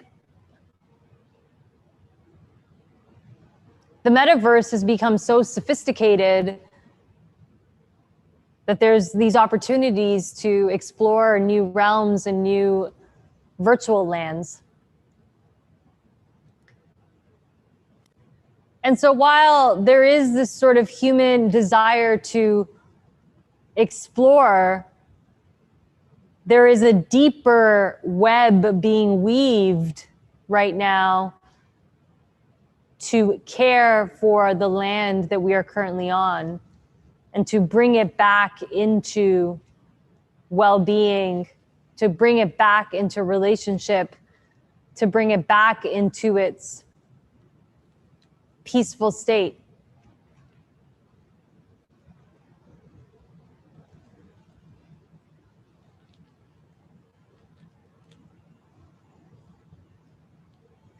But what we do here on Earth also has an impact on these other planetary spaces. As the climate evolved, it also began to impact other planets,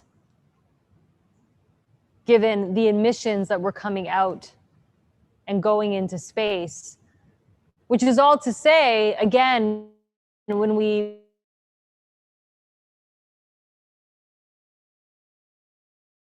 it doesn't mean we don't have to go to space to know that we have an impact on it. And that is important to remember during this process of rewilding.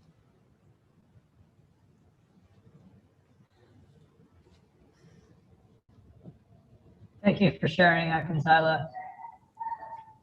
A question for you from Hannah. Do you find your virtual day goes by quickly because you are so focused within your realm? Mira, can you repeat that? Hannah is asking if your virtual day, I think the day as it exists for you currently, does it go by quickly because you are so focused in your realm?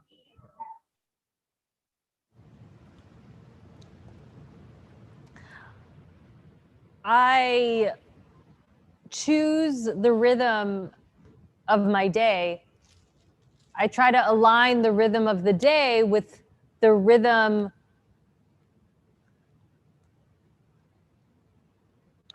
of a collective that I participate in. And so some rhythms feel what we may call faster, and some rhythms feel slower. And I think they're both important to be able to move in different rhythms. But I know that there's certain parts of the process of building a relationship that,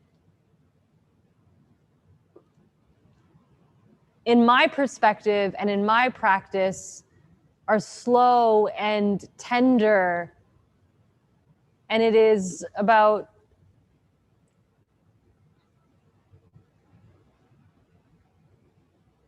spending a certain quality of time with plant aunties and algae babies, because that is how I understand, or have come to understand, how we truly build a relationship with one another. And so I don't experience the day as fast or slow, but I experience it within a rhythm. And the rhythm of that cycle and the rhythm of that period and what it is calling for in this moment.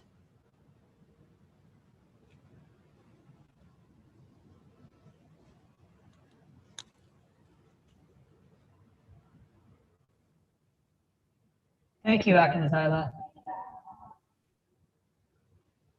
As you tend to your algae, Adil asks, is there a specific song or songs that we should be singing to the algae?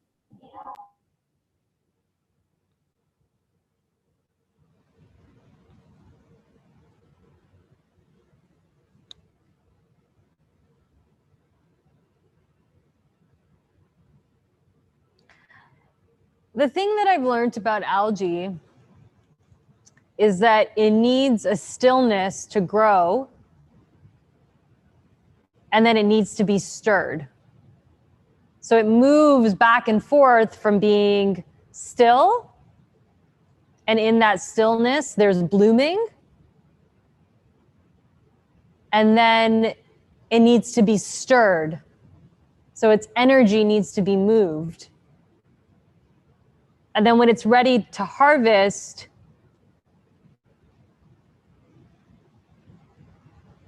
it slowly sort of releases.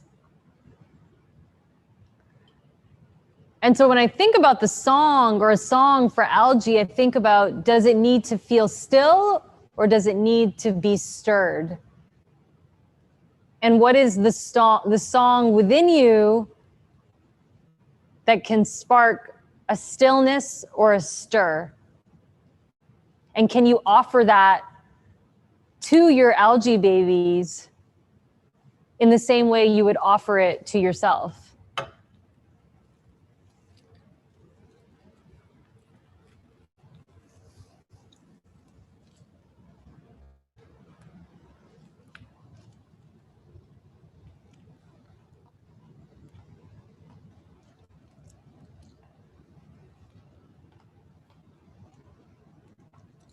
Chidiogo would like to share that she really loves your jewelry and asks if there is any story behind it.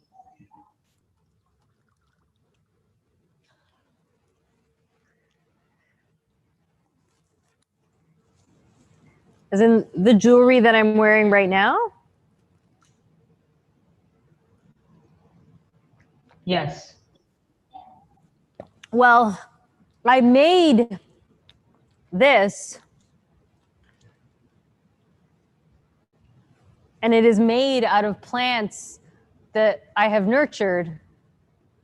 They were dried, and these were part of a garden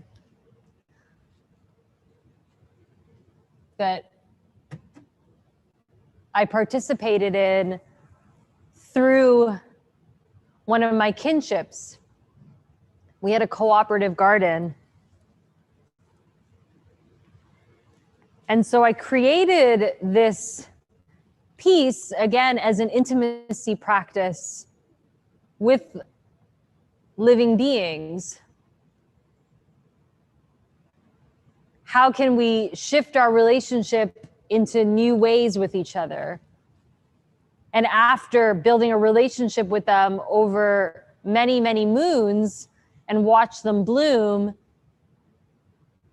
and felt into their desire for transmutation, they turned into a living piece, a living and breathing piece that brings me into intimacy with the living world. This is a type of algae. And so for me, part of interconnectedness is also bringing plants and algae into the way that I dress.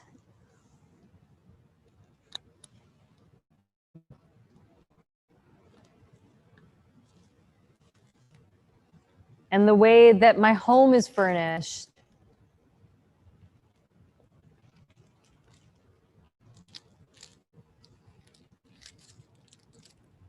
Properties, and when I wear it, I can feel the beat of their breath. I can feel it pulsating on my body, and knowing that it is alive. It is alive, and this piece is alive, and together we are alive.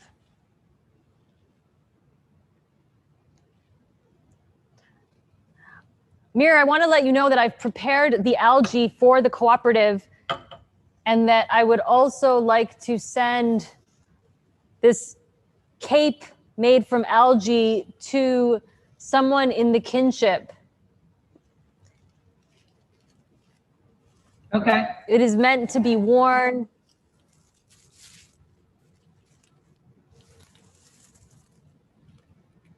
I can arrange for that to be delivered.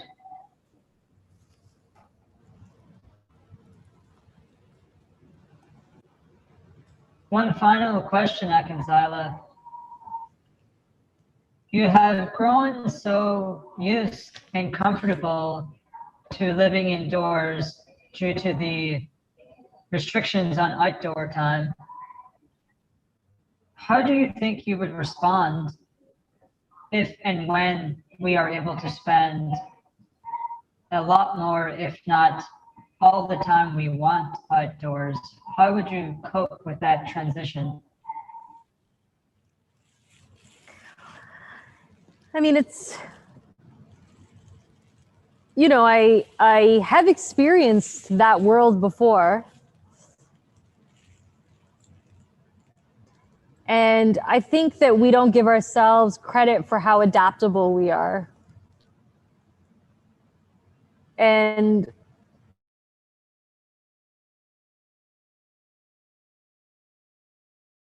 all we know to be in a human body is to survive. Those two things are not separate. You might not be thriving, but you are surviving. And I think our bodies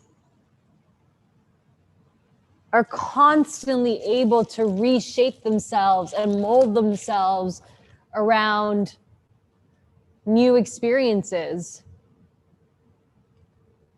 Being indoors and having a new relationship with living beings is a new shape.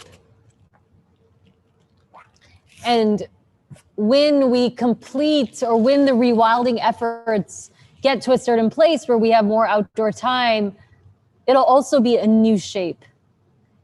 And at that moment, our relationship with ourselves would have changed, and our relationship with the outdoors would have changed, and we get to form a new relationship. And that is always the opportunity. And so I don't know what that looks like, but I do know that if I root in forming a new relationship at that time, and trusting and continuing in the labor of trust, that I am excited for that new relationship to unfold.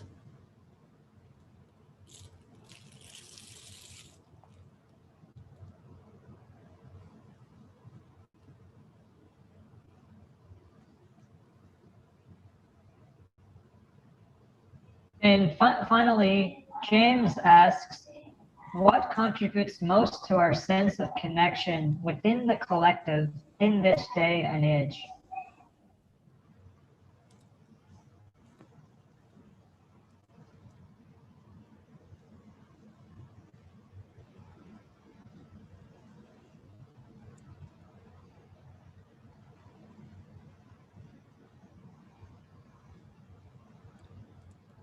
I think we want to be ourselves. And I think we're living in a time in 2050 in Takaranto when we want everyone to be themselves, because we know that you as yourself have a role to play in this web.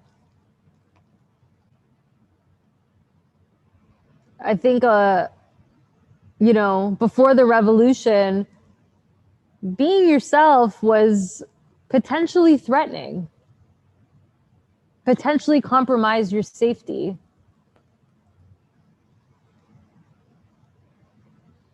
There was only a few selves to be, a few kind of selves to be.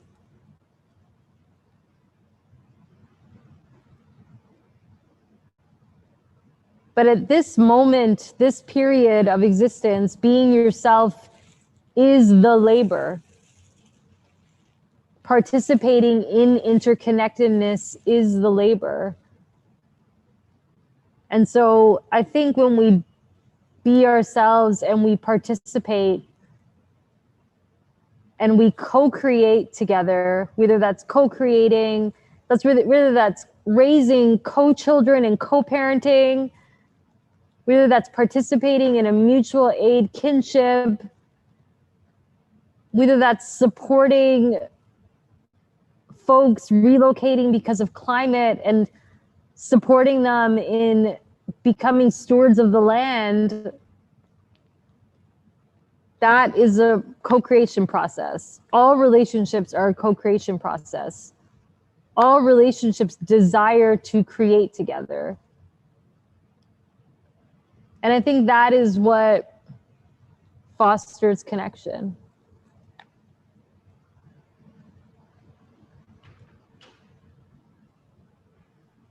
Thank you for sharing so beautifully, Akanzyla, and answering all of your community's questions. I know they are very grateful and send you love.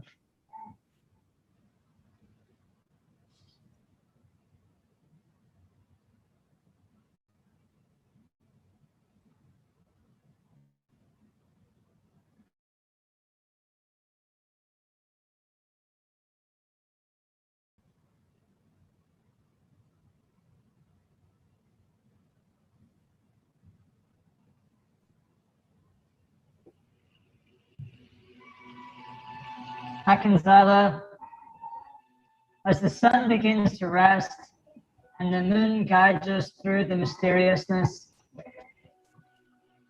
what would you like to record as gratefulness and reflections?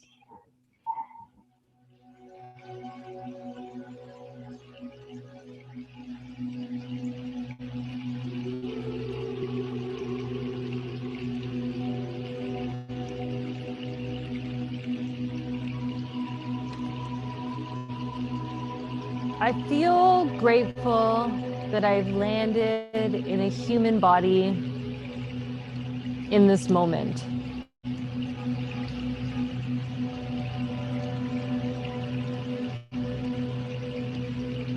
I feel grateful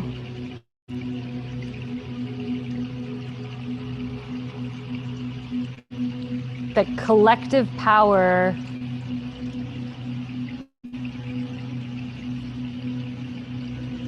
and absolute resolve led to a revolution that has unlocked an expansive, infinite way to exist within this world.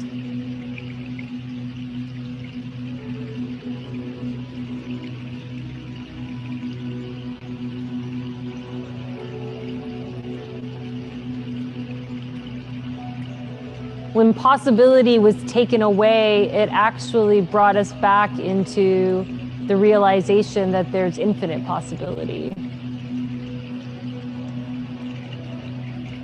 When imagination was suppressed, it made us remember and realize that there's infinite imagination.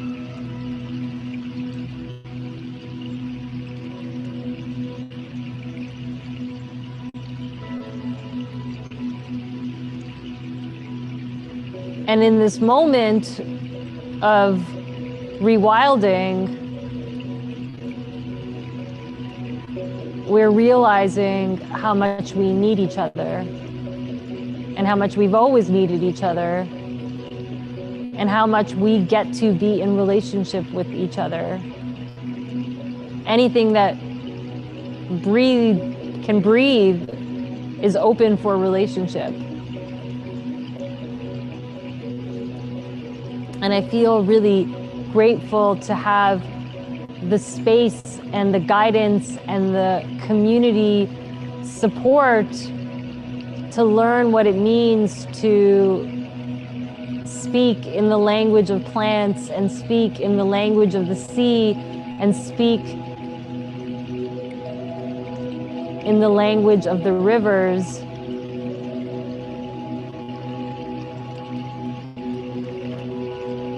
And know that they're all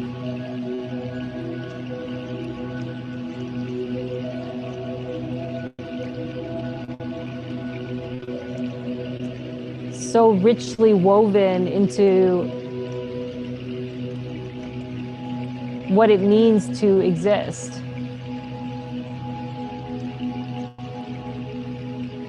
And that it's just so beyond anything that language could ever grasp, and we get to live within this experience that actually cannot be grasped. We just get to live in it. We just get to be in it. And we can call some things hard and some things easy and some things pleasurable and some things challenging, but they all exist and they all have a purpose. And all of it is the point, and I am grateful for that.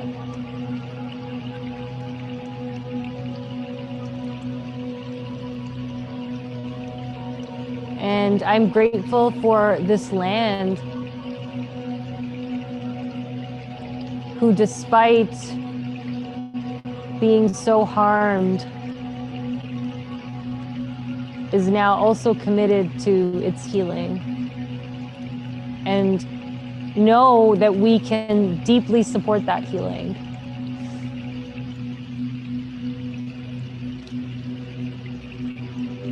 And I'm grateful to my ancestors who are here, who are always here. And we're all doing this together.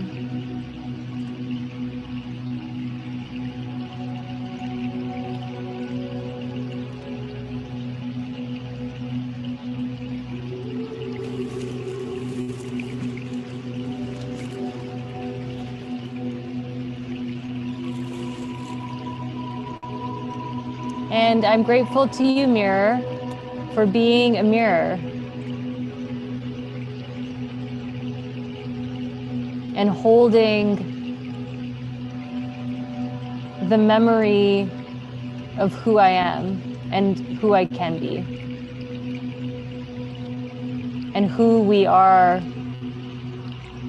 within this web.